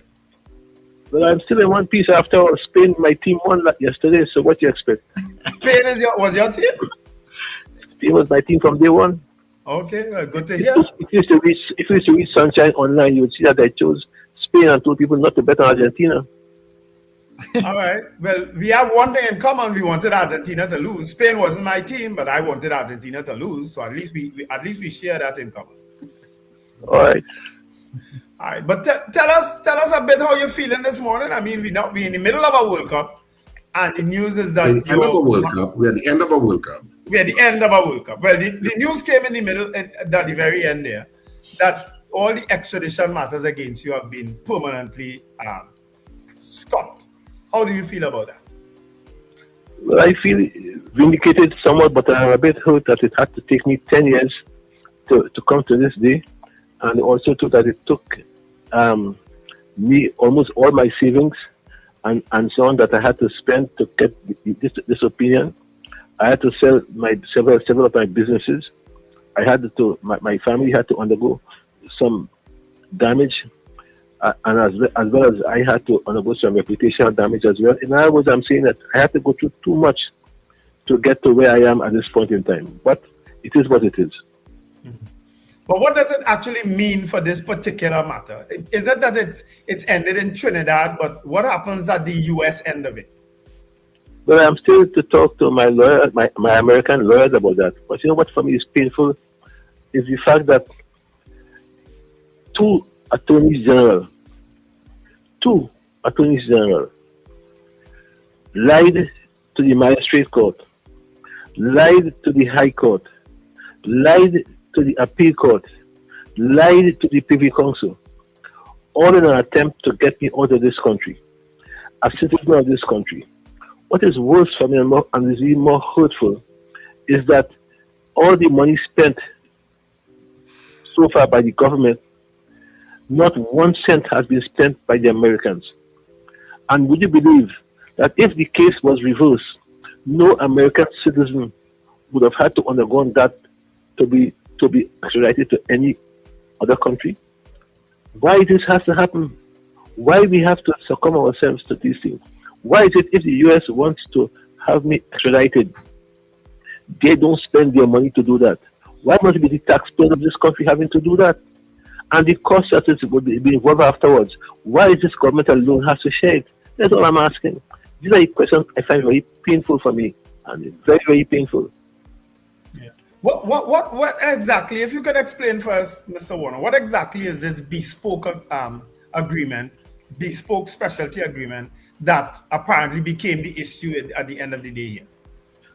Well, they had to have an agreement that says, and I'm putting it for you as succinctly and as I can. They had to have an agreement that says that if I go to the US and I'm extradited, I can't be tried for any other charges except charges that have been listed. And that moreover, I'll be given humane treatment. That was the agreement. That was it. And nowhere at all was that agreement ever signed or agreed to by the parties. And yet for all our legal people who telling the court, yes, they have it. Telling the Privy Council, they have it. If we did not have an FOIA in this country, and thank God for Ramesh Lawrence Maraj, if we did not have that in this country, I would have been in Alcatraz for all the care. Because of the FOIA, and we asked, so if you have it, then let us see it. And that's where the story began. They couldn't produce it. They couldn't produce it. And if that happened, I'm saying that if that happened to Jack Warner, can you imagine what happened to other people? Let me go further. I mean, I am so offensive in this country that I have to be given this kind of treatment. And what is ironic for me also too is that this coincided with, almost coincided with the World Cup final.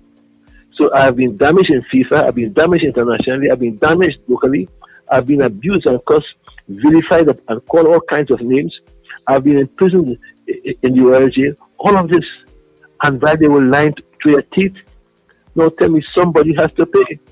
And I'm not talking about money. I'm talking about, of course, people have to pay for what they have done to me. And I sit patiently to see what the Law Association will say. I am waiting patiently to see if they'll stay mute as they have been accustomed to do over the last 3 years.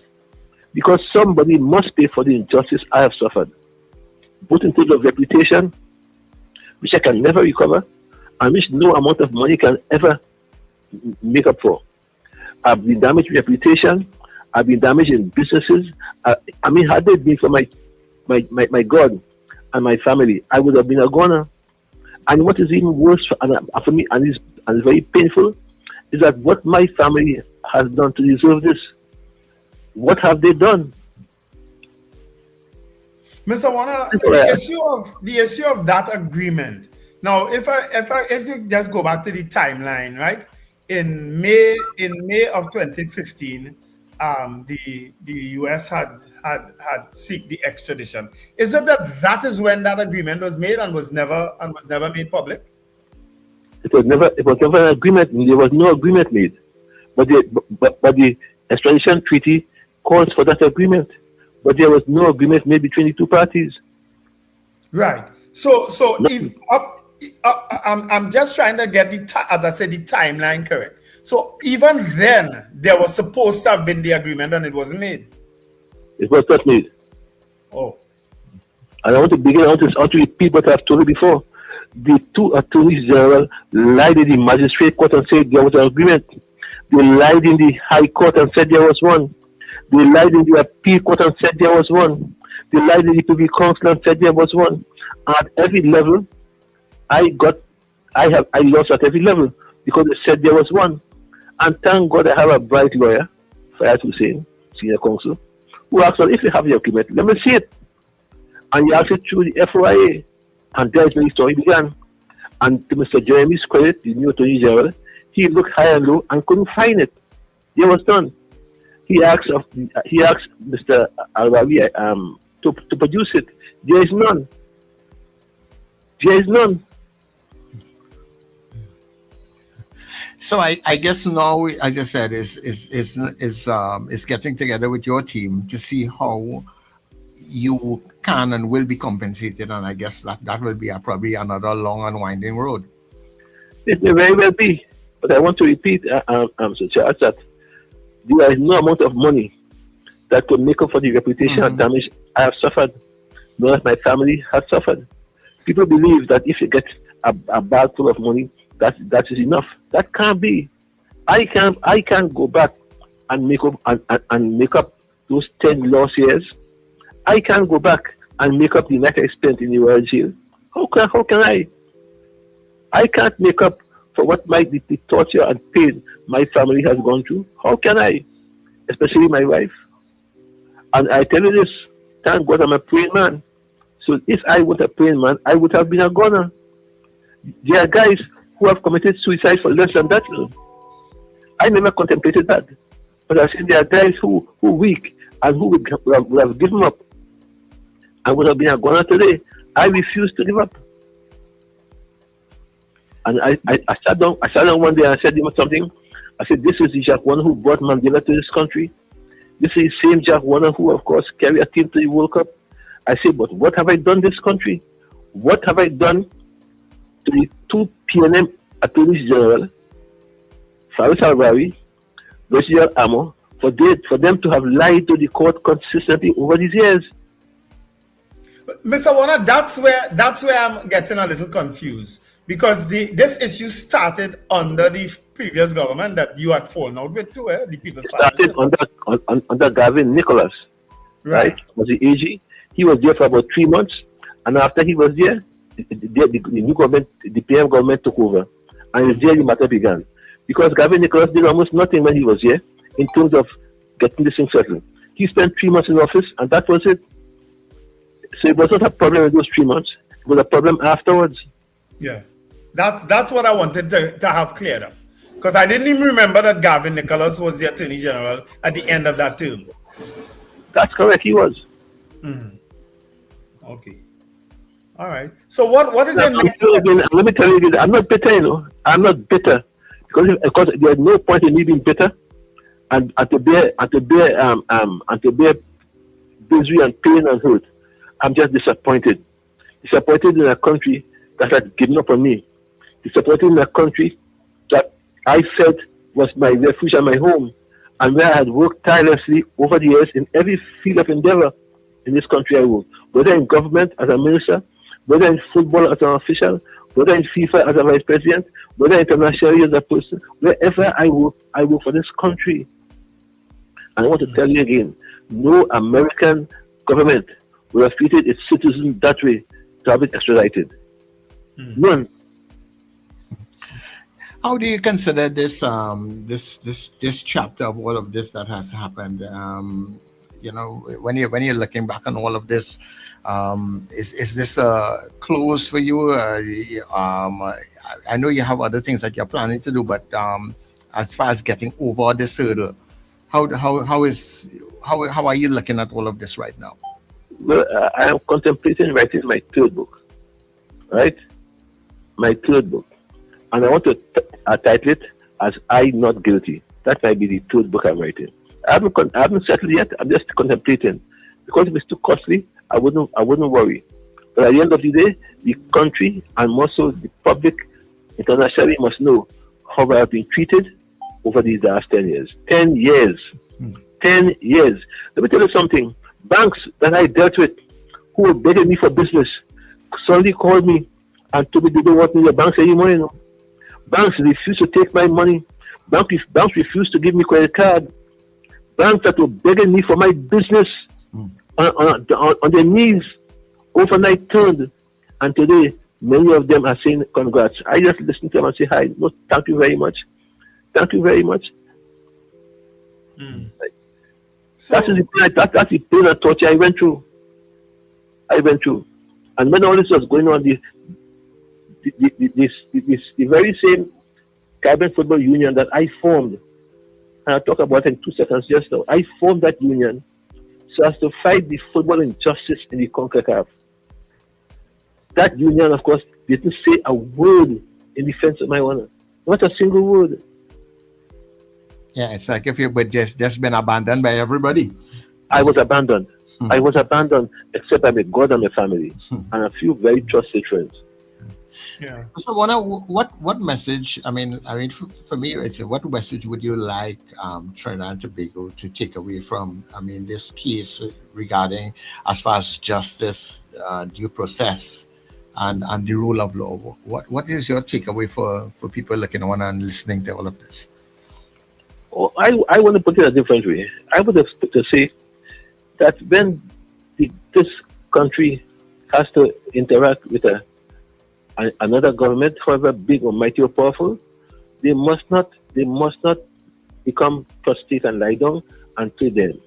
They must stand up and be equal and treat equally with the other government as much as they would have done with their own citizens. At the end of the day, go ahead. At the end of the day, I don't think that of course we should allow a foreign government to dictate to us how we should perform and how we should react. I can't agree with that. So the lesson for me is that the government should treat its citizens as equals. The government should, of course, should stand for its people, just as Costa Rica has done. In fact, I know many governments, even smaller than this internationally, have stood up for their people, have fought for them, and therefore, all I'm saying is, a government must fight for its people, not succumb to the wiles of others outside. That's all I'm asking. Stand for your people, your citizens. They come first, and you can't spend millions to get your citizen extradited illegally. You can't do that. You shouldn't do that. That's my message. Yeah. Well, what are your thoughts, quickly, Mr. Warner, on this current government's relationship with the United States government, where they even supported the removal of a sitting president of a country and so on? What are your thoughts on that? Well, I don't want to say anything at all at this point in time, because at the end of the day, whatever I say might be misconstrued, misunderstood, and I'm not prepared to go into any controversy at this point in time. I want to be controversy-free at this point in time. But one day, possibly very soon, ask me the same question, I'll talk to you. But at this point in time, I don't want to say anything. Finally, Mr. Warner, those persons who would have conspired, if that's the right word to use, saying that's that, the right word. You know, that agreements with their two attorney generals, former attorney generals, as you mentioned, should but only that, before you say that, their lead counsel, Douglas Mendez, also said the agreement existed, you know. Right. Their lead counsel also said so. Senior counsel, he also said so. Right. So now that those individuals have said stuff that was not there, what do you think should be the consequences for those individuals? Because they are still practicing in our courts. Well, as I said earlier, I know if I was clear, I am waiting to see what the law association will do. Because the law association must call these people, must discipline them in some way for having lied to the courts.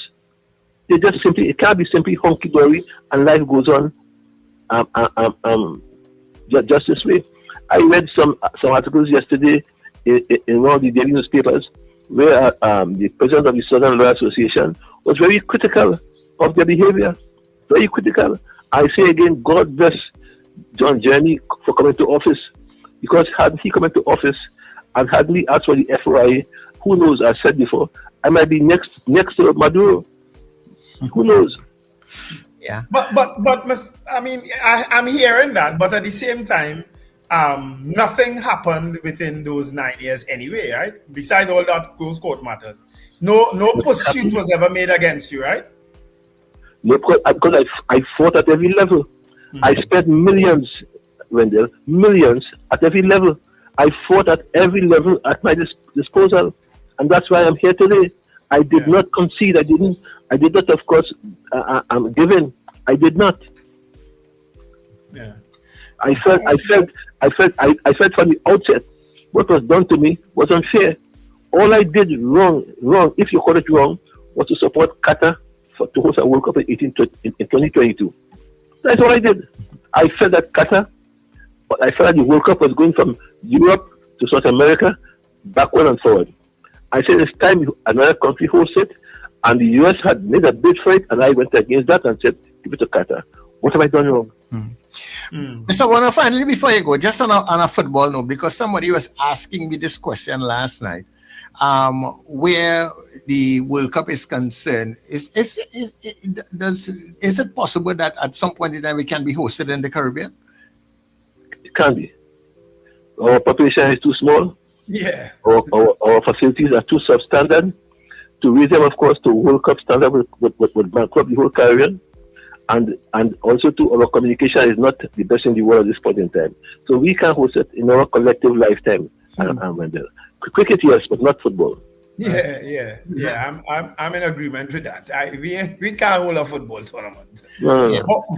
We can only be the beneficiaries of a World Cup. We can host one. Yeah. All right. You think we'll ever get our team back to another World Cup? I don't think that will be done in a hurry. I can't say never, but I think it's fair to say 20 years from now it may be possible, not before. Wow. All right. So I want to thank you so much for talking with us on NETT this morning. No problem at all, Sir Charles. Thank you. Greatly appreciate it. All right, it. Mr. Warner, take care. Have a good day. Bye-bye. Yeah. So I know, as I said, I know people have a lot to say about Jack Warner, but somehow the other, he had always, I had always liked the man. I had always, and I felt that he was treated harshly. Yeah, and he did do a lot for Trinidad and Tobago football, regardless of what he was saying. But you can hear the hurt in him, huh? Well, there's the hurt. I mean, he can't. I'm going to tease him about that, I say, you could ever go broke. Wow. Oh, Lord. Anyway, let's go for the 8 o'clock news. And when we come back, we'll engage you a little more. All right.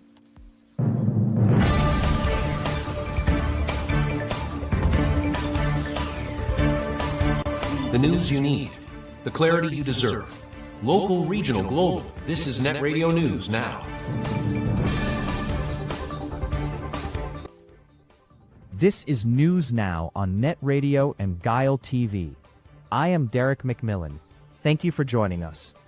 Foreign and CARICOM Affairs Minister Sean Sobers has called for a united international response to the growing threat of political terrorism. Speaking in Washington at a ministerial meeting hosted by U.S. Secretary of State Marco Rubio, Sobers said terrorism must be condemned and confronted regardless of ideology. He warned that although the Caribbean records relatively few terrorist incidents, small island states remain vulnerable because of their open economies, maritime space, critical energy and tourism infrastructure, digital exposure, and organized crime networks. Sobers urged stronger intelligence sharing, border and maritime security, terrorist financing investigations, and protection of critical infrastructure. He said Trinidad and Tobago is prepared to share its experience in combating violent extremism and foreign terrorist fighters. Former FIFA Vice President Jack Warner has won a legal victory after the High Court permanently halted extradition proceedings against him to the United States.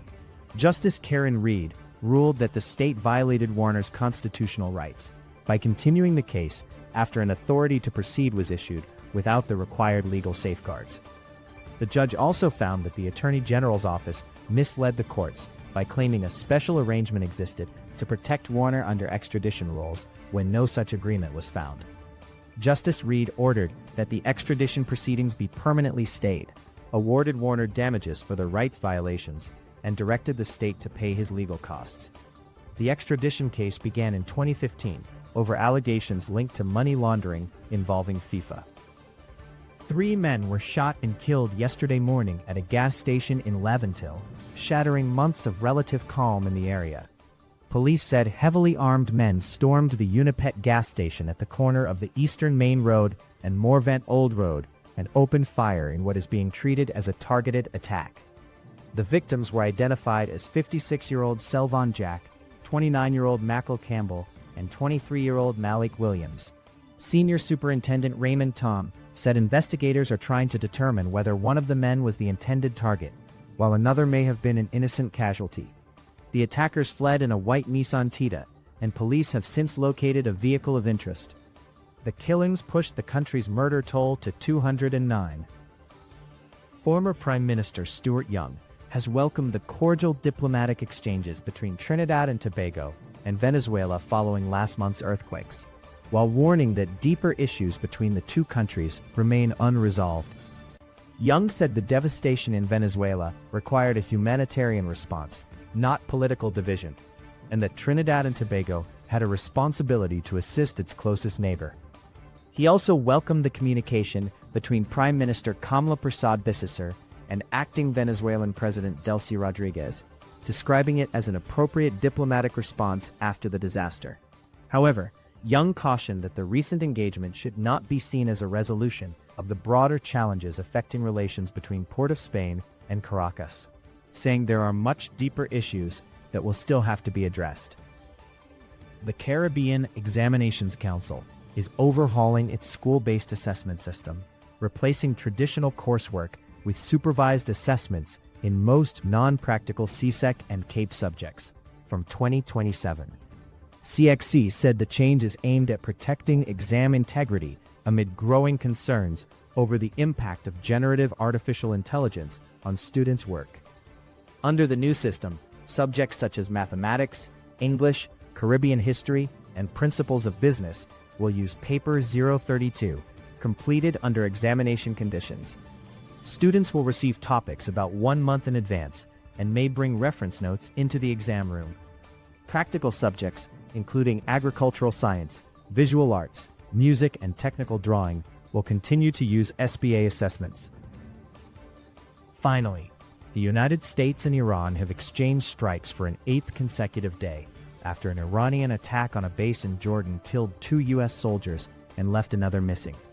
Iranian media reported that an under-construction nuclear power plant in Darhovain and Keshm Island were struck overnight, while Kuwait said an electricity and water plant was hit for a second time. Jordan's military later intercepted 3 Iranian missiles, with a 4th landing in a remote area. The United States said its latest strikes were aimed at degrading Iran's ability to threaten commercial shipping in the Strait of Hormuz and punishing Revolutionary Guard forces linked to the attack in Jordan. The renewed escalation follows the collapse of a preliminary ceasefire reached less than a month ago. And that is NETT Radio News at this time. That was news now. Stay informed with New Era TT Radio. NETT Radio.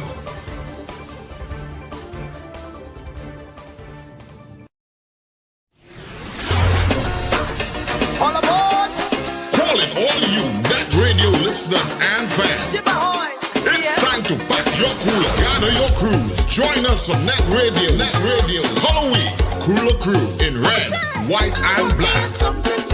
On board the luxurious Island Royalty, Saturday, 15th of August, boarding at 7 p.m. from Hardcuts Shagaramas. We sail at 8 p.m. sharp. Enjoy great music all night long from your favorite NETT DJs: Sir Charles, CJ, Mr. Flavor, Doc International, RJ, and Fluffman. Tell you you's a big dancer. Come show Early bird tickets are just $200 after $250. Get your tickets now at Crosby in St. James, Rumba, St. James, Bobby's Bar in Crep, Fats International in Arima, K Square Fashions at C3 Center, West Mall, and Eastgate Small, and all NETT DJs. No glass bottles allowed. Bring your cooler, bring your crews, and let's celebrate together. NETT Radio, Halloween Cooler Crew, Saturday, August the 15th, aboard the Island Royalty. For information, call 638-2609 or 497-7173. Halloween on the sea.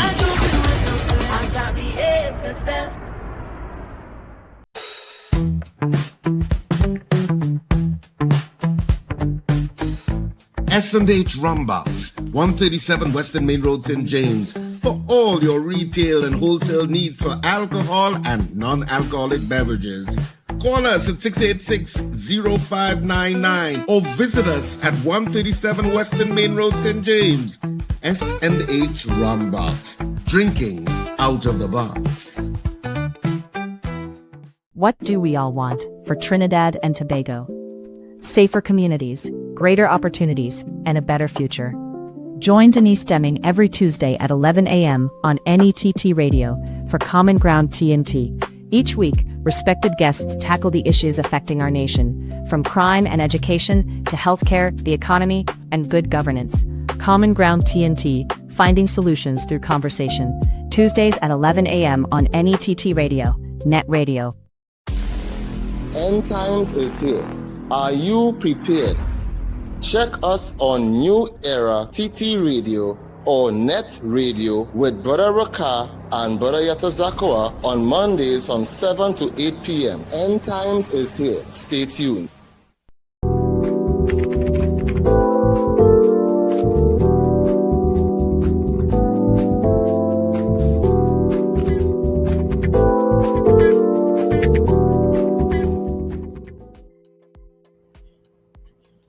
All right, everybody, and of course, welcome back to the breakfast show. It's now 10 minutes past the hour of 8 o'clock. It's a Monday morning, and I'm trusting that you're having a really good Monday. Just before we get back into all the business of the breakfast show and, of course, your phone calls and everything else that will go along there, just to remind you that we have our cooler cruise that is coming up on the 15th of August, right? So make sure you get your tickets. If you don't have your tickets as yet, we want to urge you to please go and get your tickets. Remember, you can pick them up at Rumbox in St. James, Crosby's in St. James, also at Bobby's Bar in Kirab, and Fats International in Arima. For those of you in Eastgate, you could go and check out K Squared Fashions at their locations. They are located at Kate's at Eastgate. You can also check them out at West Mall and also at C3 Center in San Fernando, right? So those are the locations where you can pick up your tickets on the outside. But guess what? You can call us here at NETT. You know our numbers, 2811-315-299-5156. And you can get your tickets. We will get it to you. Or you can check any one of our DJs and presenters. They have tickets also. Make sure you get your tickets, because I'm telling you, it's going to be a fun ride. On August the 15th, we will be boarding at 7 p.m. We're sailing at 8 p.m. and then we are back by about midnight.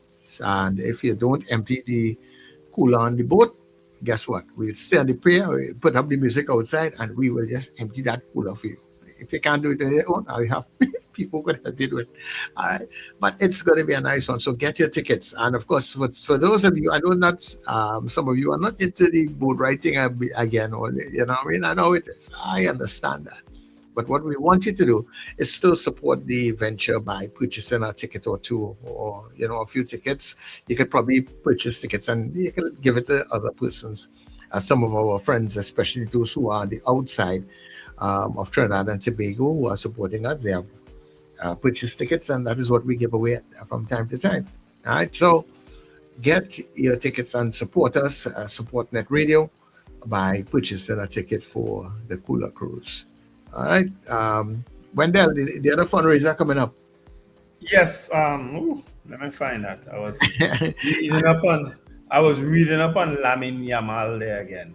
Of course, we have a friends for Hillary's Journey that is coming up with a brunch extravaganza on Sunday, August 2nd, 2026. It's being held at the St. Francois Girls College in Belmont. All right, contributions are only $175. It's a musical comedy featuring Larry Joseph and of course Black Sage and Joey Rivers. The time of the event is 1 p.m. to 5 p.m. on Sunday, August 2nd, St. Francois Girls College, $175. You can call Hillary at 769-5163, 798-3448, 763-7608, and 708-1107. All right, Hillary's Journey, all contributions, all the proceeds goes directly to help her in her journey for a full recovery. All right, so please, you can get tickets also to at Rumbox in St. James, $175. All right. Morning, Hillary Benjamin, and of course all your friends.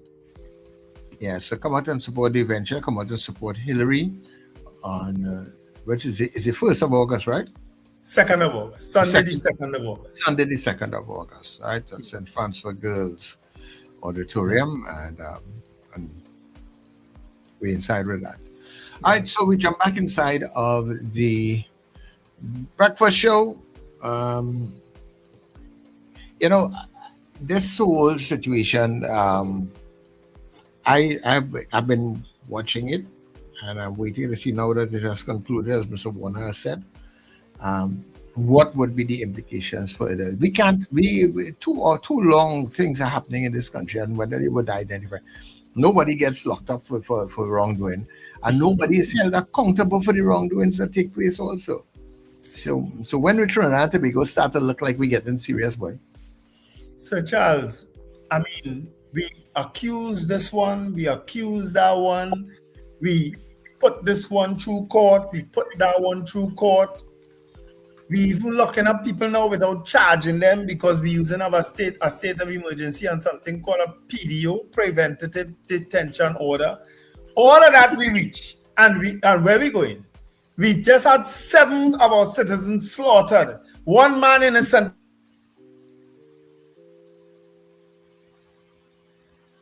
Hello? Wendell, you put the no, I know up them. He just gets silent all of a sudden. Anyway, by the time Wendell reboots or whatever is the case, we'll be taking your calls, right? 281-1315-299-5156. Caller, good morning. Because you have to deal with all this bad news and all this. Wendell, you know I lost you for a little bit. Yeah? Yeah, I wasn't in you all the time, you know. Hey, what going on then? I don't know. I was on. All right, listener. Good morning. Morning. Hey, Mr. Grant. Yeah, good morning. I sit down here and I'm watching Mr. Warner interview with all you. And you know, I just sit down here and I'm just smiling. You know why I'm smiling? You hear we say his whole family suffer and all kind of thing. I agree with that. I have pity for him. But what was the pity when he showed them picture with Mr. Manning in Parliament, how he was talking? You see, that's the type of person I am, you know. You're doing people thing and nothing fall on you. That way when you're digging hole, try to be careful what kind of hole you're digging. I pity him, but I could never forgive him for what he do to Samuel Llewellyn and the football team at World Cup. Everything what Jack Warner do this, Jack Warner do that. Yeah, he do a lot for the football, but for his family too. I have a friend that she $2,000 when they had the junior football in the stadium to sell. And they put she quite in the back of the stadium and the girl cry because I drop her down there. She didn't get back a cent to make and she gave me back my $2,000 and all the things she think. Anyhow, all the best. All right. But what that last one had to do with Mr. Warner though? You don't answer that. Don't answer that. Yeah, we're ready. Miss Sampson, good morning. Good morning, Mr. Warner's biggest mistake was going into politics. Mr. Warner talks about everything, but he hasn't talked about how the PM treat him. Jail in Trinidad is for only one kind. Step down and go and face it. It's only for one kind. It's fugitive running the country right now. Nobody is saying. Miss Thompson, I want you to stop that. You okay? Miss, she ain't saying nothing wrong there, you know. You fugitive running the country? Oh boy. Yeah, but she ain't call no names. Fugitives could be running the country in Trinidad, Sir Charles. Yeah. She don't mean she. I don't think. I mean, you can interpret it how you want, but once she ain't call her name, she's safe there. Caller, good morning. I seen some things on this chat. I just hope Ollie ain't get me in trouble with it. You see what I mean? borderline people. But politics is Mr. Warner downfall. Mr. Warner was largely successful in FIFA. FIFA vice president, kingmaker, wheeling and dealing, whatever he was doing. You understand? And enjoying flying on private jets to go hither, thither, and yon. And then Mr. Warner decided, you know what? I'm going into Trinidad and Tobago politics. And that's where all the problems started. Because he started trying to be a kingmaker in Trinidad. 1 minute he back in Pandey, next minute he back in Dukaran. Then he says it's time to get rid of both of them. And he throw he eggs into Ms. Posabi says something. He cussed Mr. Manning, but then he become be friends with Mr. Manning because he get through with Mandela coming here. And so he was going. Trinidad politics messed him up. And wherever he get from Trinidad politics, he look for it. And I used to tell him that. I used to say, why you going into politics? You look for where you're getting. Take that. Really, maybe probably so that you probably can make a greater contribution. Because I mean, despite all the fact that you're doing everything for everybody else, you where you are and you're living, you want to make your country the best. You know, so you may want to contribute to it to make it the best place that you can make it. Yeah, but everybody started taking money. Everybody started Warner and taking the money. They take the money and use him. Mr. Warner. All you've seen when the People's Partnership come into power, Mr. Warner was king. He became Minister of Works, then Minister of National Security. National Security. Despite all the things that were swirling around him. Yeah. You understand? He acted as Prime Minister. Yeah, well, I said, I mean, if you are at a particular level, and I mean, you finish up once and you say, look, okay, look, I feel Trinidad that politics, I can make a difference to Trinidad and Tobago politics. He should have been smarter than that. He might have survived FIFA politics, but Trinidad politics. Caller, good morning to you. Yeah, morning, Chalo. Morning. Yeah, well, I never did support that extradition thing of Mr. Warner. So all of the people who get extradited over that period of time, them with that thing, the agreement never was signed and all of that. So these people get sent out illegally then. Because if Mr. Warner could come and win that case under that grounds, and that people get sent out while Mr. Warner matter was going on. And that wasn't an issue in that matter. Mr. Warner is a man I was supporting. I support Mr. Warner because he served and do plenty things for Trinidad and Tobago. CONCACAF was a dead organization under a Mexican for 20-something years. When Mr. Warner took over CONCACAF just get lively and activities started happening and everything. Mr. Warner is a worker. Mr. Warner served this country well great. He's free to support who he wanted to support in the politics, but at the end of the day, I never supported that extradition thing. But when he blaming these attorney general, what went on, that thing take place under the partnership, and the partnership was eager to get him out. The Prime Minister and all, they go and clear him, and they was lambasting him and trying to vilify him and say, they talk about he take money from Haiti. And you could go back and watch many of the clips where the partnership people was mashing him up and stealing all kind of things with him. Yeah. Caller, you're absolutely correct. I supported Mr. Warner. I love Mr. Warner. To meet him on one or two occasions. I even tell him about we hosted a Gold Cup, and he said that we didn't have the capacity to do that. I even that Center Excellence. I hear him in an interview say that was the bill in Miami, and he lobbied CONCACAF to build in Trinidad because access to America was difficult with visa this and visa that, and the CONCACAF member, So he lobbied to get that to build in Trinidad, and I supported all of that. I support Mr. Warner as a Trinidadian and as a black man. I even challenged him to run for FIFA president because when he used to be an Andre program, and I call and talk with him and all kind of things. Yeah, I support Mr. Warner, so I never supported the extradition thing. And America was just trying to get revenge because them and England lost the bid for the World Cup. So they come up with all these things. And that matter, these FIFA officials win that case in America. Them file that thing against and them rule that authority where America try to use the court in America, mash down that. So them FIFA people, you getting compensation right now for America for that bad charges what they lay on them. Them America didn't have the authority to do that to these people, and them would appeal and win that case in America. They can research it. Yeah. Okay, great. Thanks very much, Kola. People all don't need to remind me or anybody else about the Jack Warner incidents. The one with the let me remind all you on one all you put in the chat yet. The one with the fire truck in the thing that we pay $6 million for. I used to talk about all them things on radio, I used to talk about all those things, when he chased Iwatsky and Gibbs out of this country, pay them off and send them back in. The two Canadians we had as commissioner deputy. We talk about all those things on radio, He do a lot of, and I'm telling you, once he entered that Trinidad and Tobago politics, you saw a different person, and he make decisions that crazy. You remember the tunnel through the Maracas Hills? I don't forget nothing. I was supposing that we should have built that. You're mad? I mean, you went to China and see all kind of thing, train running through building and all that kind of thing, and you want to support innovation like that. Not at the time. Not at the time, and not at the expense. When we go get to reach that kind of stage, Wendell, we done 40 years behind China and Japan. Look at the kind of innovation. Look at you as Minister of Works, what he did, he was innovative. He opened up the bus route certain times of the day to allow people more than.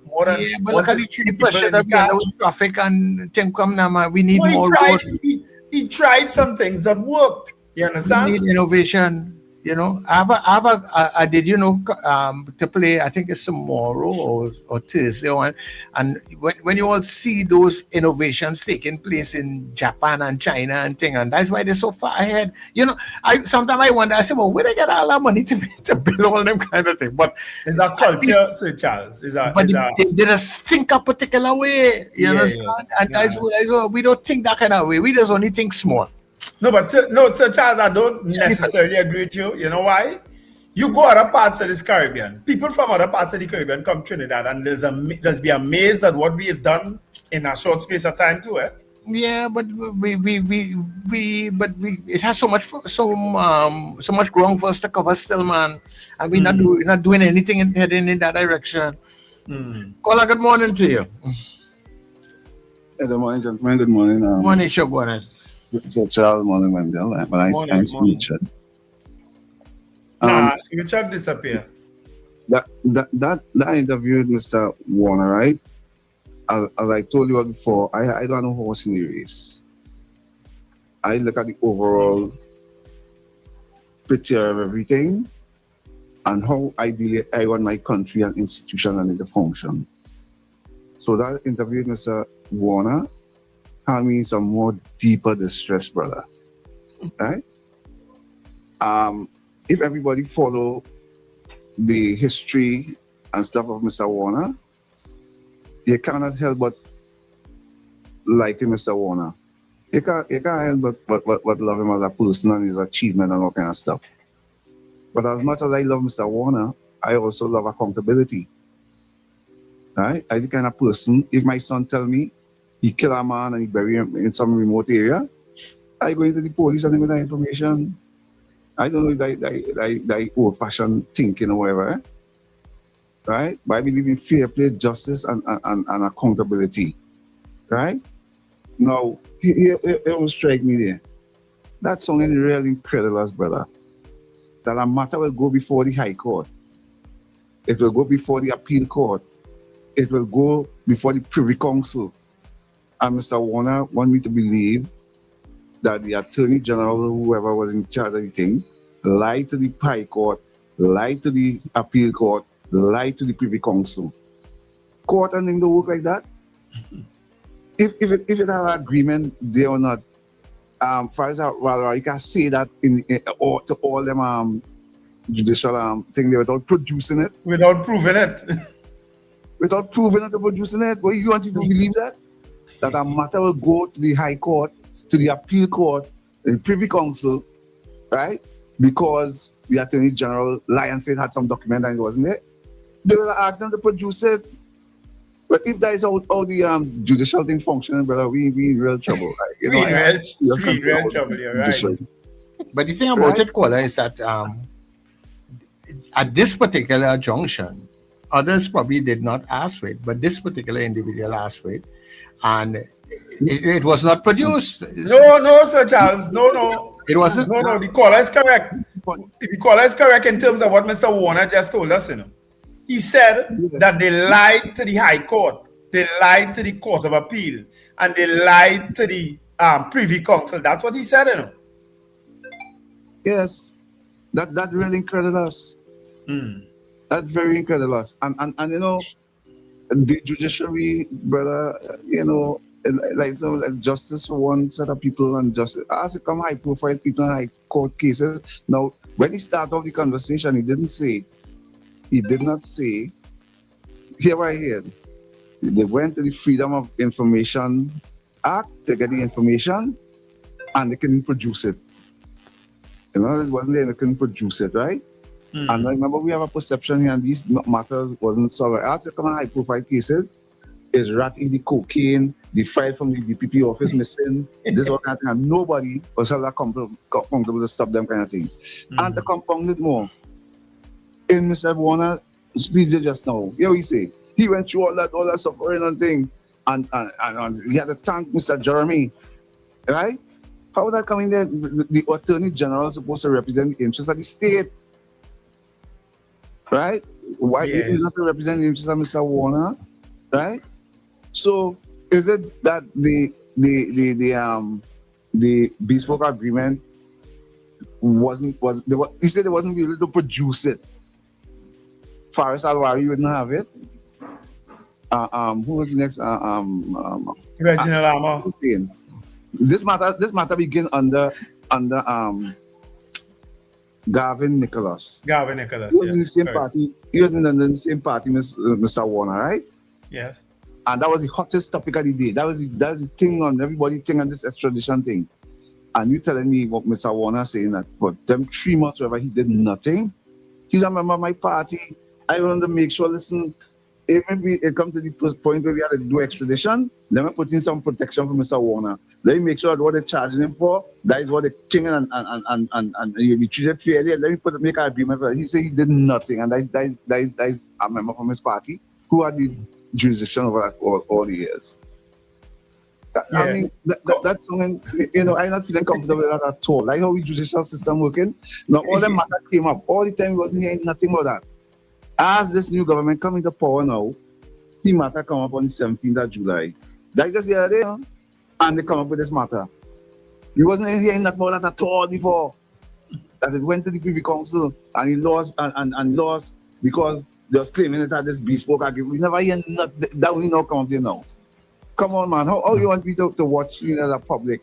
That's how the judiciary operating? Yeah. But then, as you said, maybe the law association or whoever it is, because if that is the case, just as you are asking questions and everybody is asking questions, somebody should answer the questions. You understand? Not only answer the question, such as people understand because you happen now. And if that is the case and so on, right? Where is the accountability? We're going to pay millions of dollars. Here you hear Mr. Warner start to talk. He lose all the interest, he lose the business, he suffers some other kind of things. So imagine the kind of compensation you're asking for. Who are the payers? That be the state. That is it. So that be the state. Right. So who are accountable? Right? Then Faris Alwari had the answer. The next guy had the answer. The High Court had the answer. The Appeal Court had the answer. You follow? That's even really stress, man. We can't continue this kind of thing. Yep. Yeah, but Caller, you know how long I hear contribution. I agree with every single thing you say. You see, there are certain things I can't say on radio and won't say, right? But I share it privately with people who I chat with. And a lot of what you said this morning, I said that privately. Yeah, I know that, and that you conducting the interview, and you can't ask them kind of direct hard question because you want people to come to the show and you want them participate and all kind of things. So certain questions online are questions, you have to be reserved and things with that, right?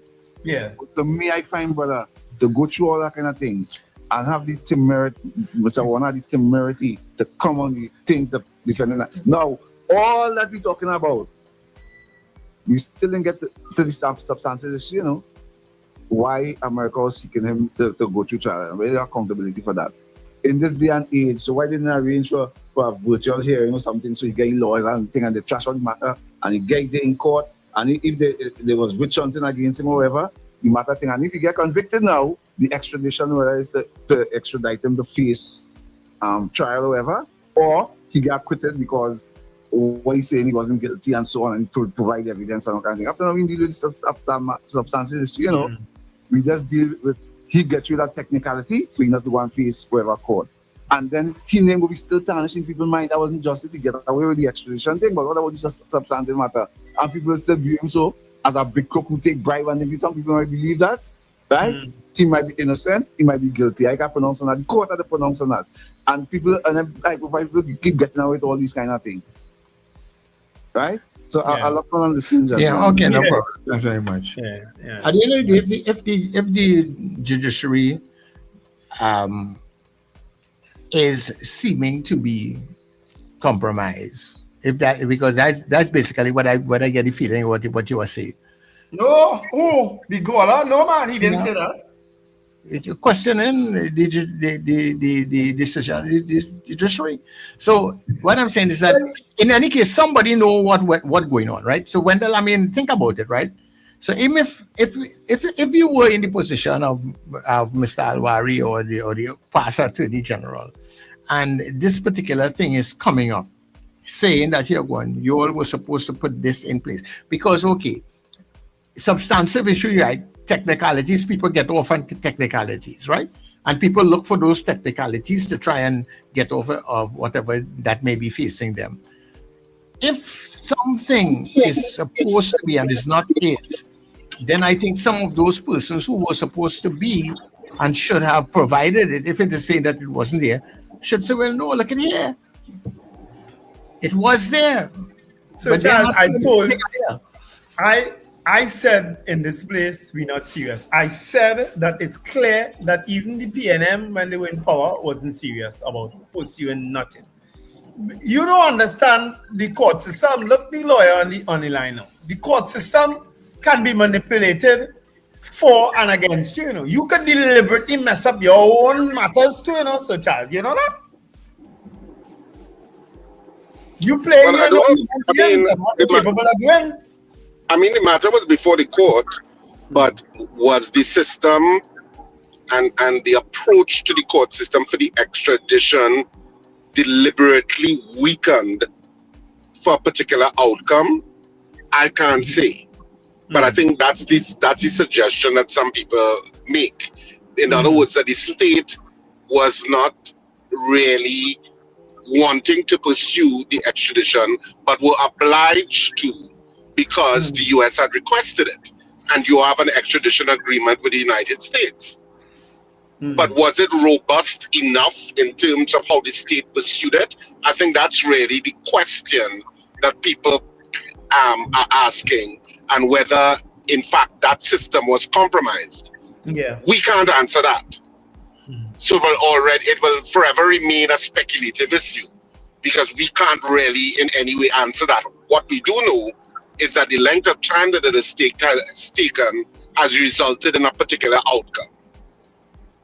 And probably fairly so, because it shouldn't be carrying on that long. And so was the state culpable or not? It's something that we'll probably never answer, and it will always be the subject of speculation. Yep. But I get the point that the last a natural death. You probably not. I mean, outside of our interview with Mr. Warner, I don't know if he'll do any others but I think this matter, you won't be hearing about this matter again, You won't even know, because I asked him the question, what happens in the US now? What happens on the US end? And he said, well, he'll have to speak with his lawyers. You ain't gonna hear nothing about these things again, I know this place, around too long, Well, the US may simply put the case on pause, or they will know that they can't pursue it any further. They're still counting money from World Cup. They will be counting the money from the World Cup campaign for years to come, Richard. What you talking about? Not right? What are you talking about? They will be counting the profits from that World Cup that they get there for years to come. What they counting? What you feel the US that poor? That they don't know how to count plenty money quickly? I don't understand your point. You feel it's Trinidad? They have time with Jack Warner again. You feel it's Trinidad? They have Infantino. Trinidad. The Americans could chew gum. Richard, they have Infantino. They have time with Jack Warner again. Well, then Jack Warner should feel very comfortable to travel to the United States then. Oh gosh, do you think Jack Warner will be traveling to the United States anytime soon? I won't be surprised if during this Trump administration that he does. Oh, and that you think that they'll be so concerned with Infantino and checking money, they will have no issue? Trinidad and Tobago might be able to chew gum and talk, but the Americans can do that, eh? Very well. You gave the Americans a lot of credit. Very well. And they're running Venezuela the other day and take out a narco. They say who's a narco trafficker, and they went in there and the dead of night. Yeah. Oh, and all the talk they used to talk about how they could come in for Jack Warner, and they never do it. Caller, good morning to you. Different issue and then. Good morning. Morning to you, caller. Morning. Yes. It's just a question I really have.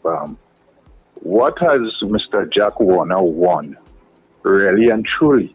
Can he take a plane and go to America now? Well, you asking a question, we asking, and he can answer. Can he land in America? No, he can't. We don't know. He would be arrested if he land in America. How you know that? And he said, well, why don't he take a plane and go? Yeah, but he said that he will be liaising with his lawyers to find out about America wouldn't do cancer cases just like that. They asked for him to be extradited. Trinidad said no. But the matter in America still remains open. It wouldn't close like that. They have no power to just close it like that. Yeah. Well, maybe so, and then maybe he probably have no interest in going to America anymore. Okay, let me ask this question: Is Galber Ranson and Steve Ferguson, would they ever extradited? No. Oh, so then Jack Warner not being extradited is nothing strange. True. I said that. True. We're not serious. But can they, you know what's another question, caller? Another question, caller, is whether in fact he can take a plane to go anywhere. Can you even travel to Barbados? What is that in Barbados? Flying fish? No, I'm just saying generally, can you even take a plane to Barbados? Because I am sure the US might activate some process in terms of making sure that they get you if they go to Barbados.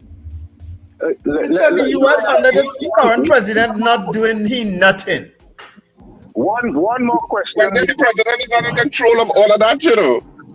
One more question before I leave. Is it strange that this administration, upon taking office, we're going over more than 1 year, and at this point in time, the Attorney General goes in court and makes certain pronouncements on Jack Warner's matter? Do you think citizens of Trinidad and Tobago will buy that? Well, I can't tell you what I text somebody about that. I'm telling you, it's not everything I could say on radio. The only way Mr. Jack Warner will be vindicated is if he wins the matter in America. That is as far as I am concerned. Yeah. He still has questions to answer.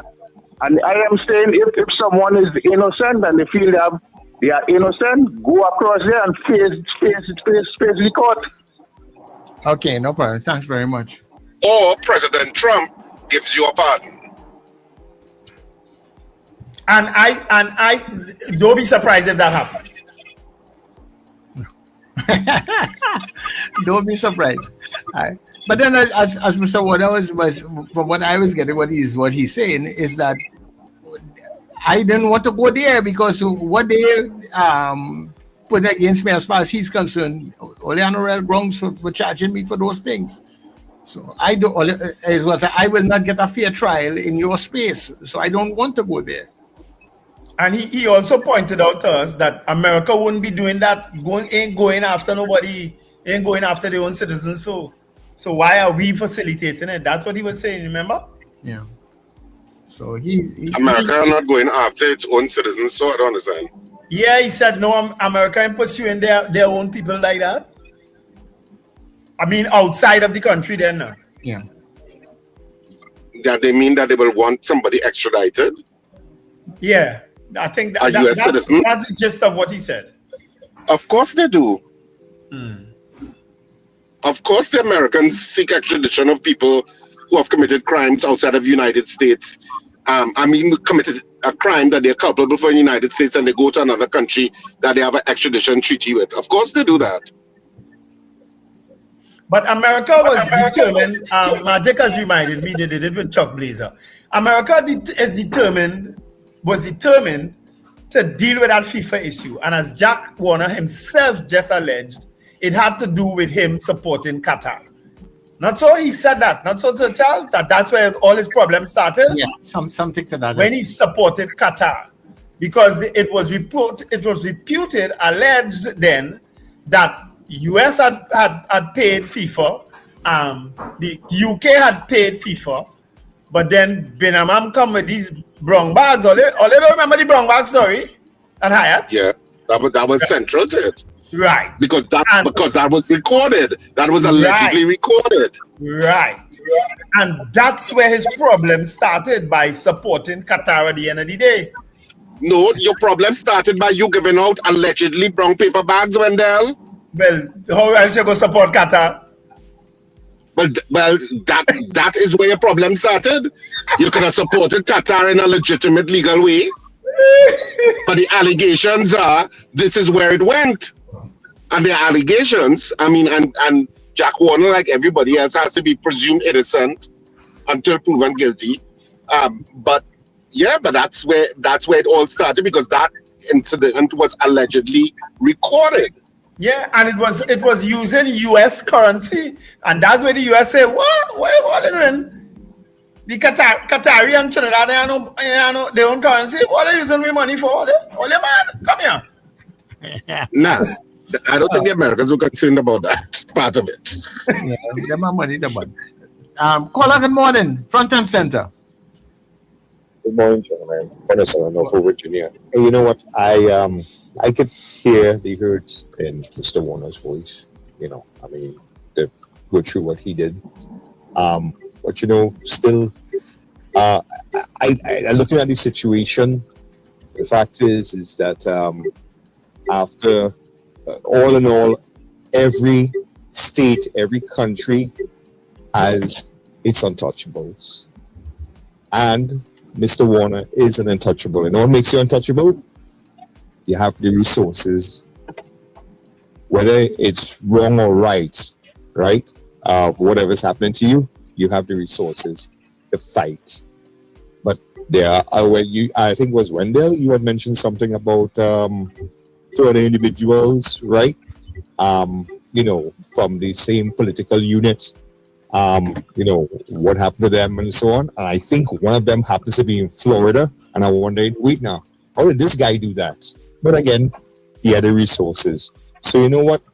No matter what happens, it is what it is. And, I guess there's nothing we could do. But he reminded me of somebody, I'm not trying to be facetious here.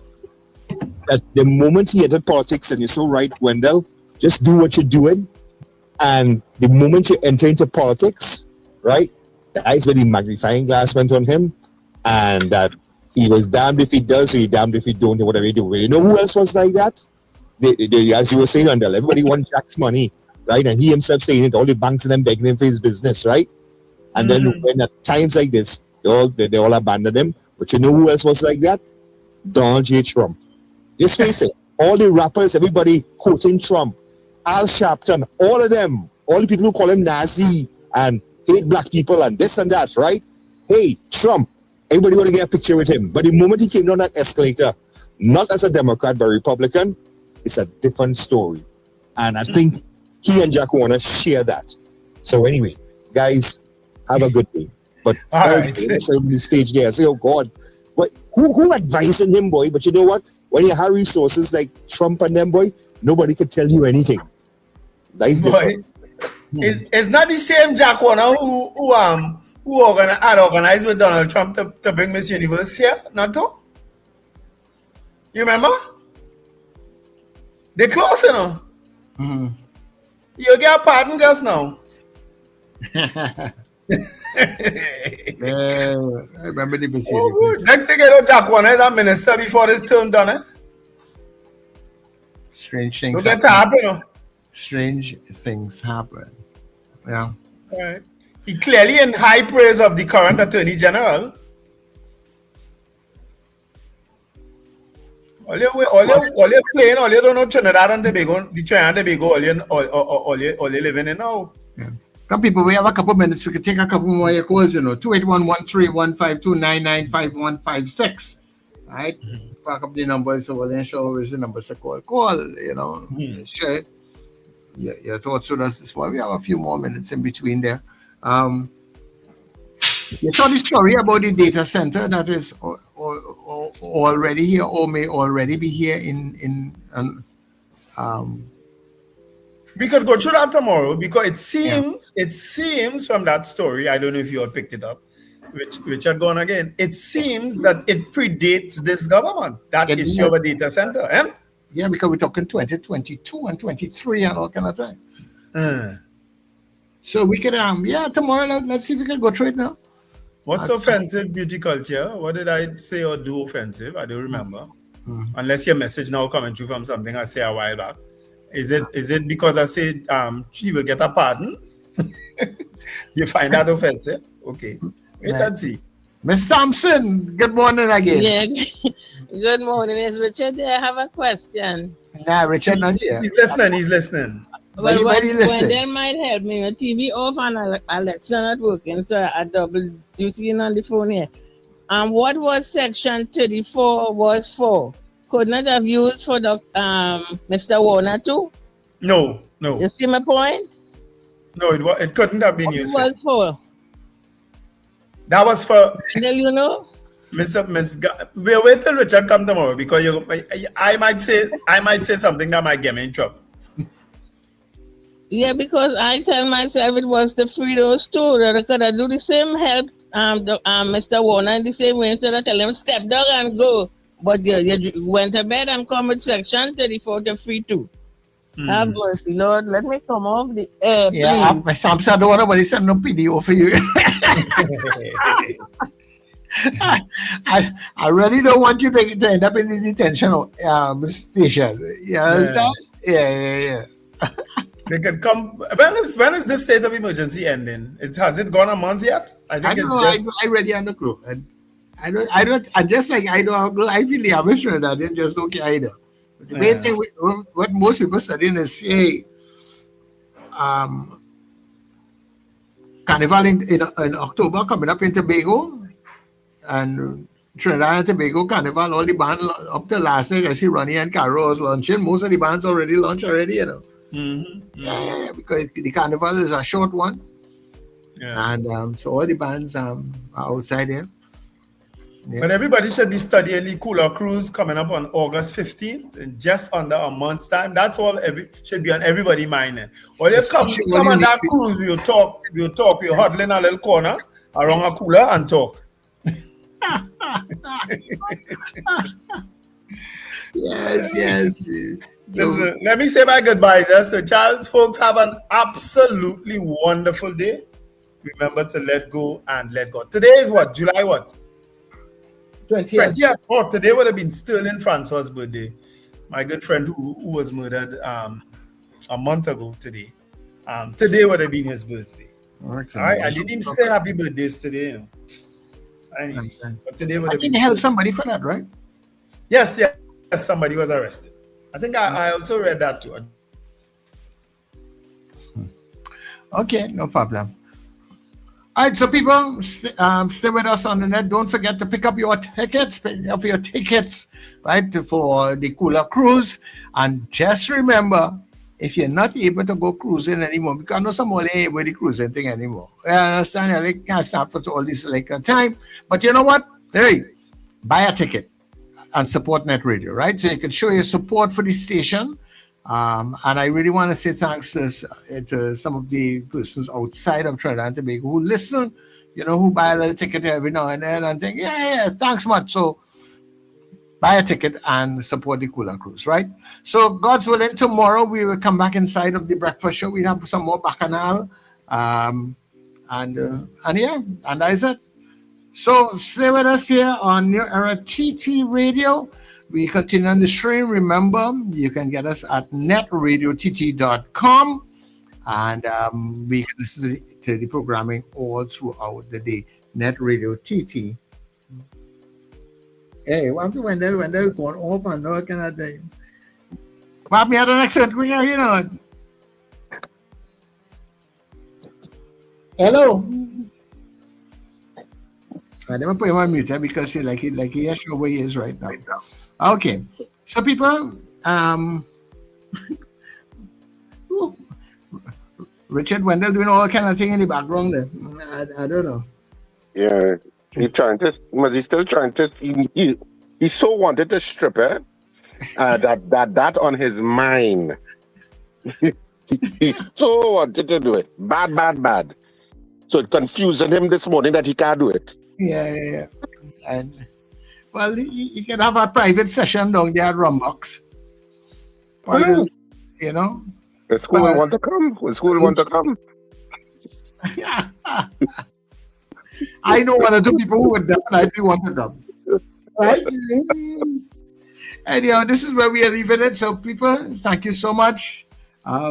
Richard, you're just in time to say goodbye to us. All right, great. So just remember that netradiott.com is where you go to listen to the live stream on the web, and you can listen to the excellent programming throughout the day. And if you want to listen on your smart devices, it's NETT Radio Trinidad on TuneIn, and spell it out just like how I said it. Whatever smart device you say, play NETT Radio Trinidad on TuneIn, and you're good to go. You can listen to it for the entire day, just playing in the background because it's excellent programming throughout the day. Have a fantastic day. It's Monday morning, I know, but you know what? Your commute is a little easier because school is out for vacation. So put a smile on your face. Have a fantastic day, whatever you do. And remember to smile and laugh. It's great for your health. You have been listening and watching The Breakfast Show. The Breakfast Show. That's it. Get up. It's the time to start the day. The Breakfast Show is here. We bring in the soca way. Yeah.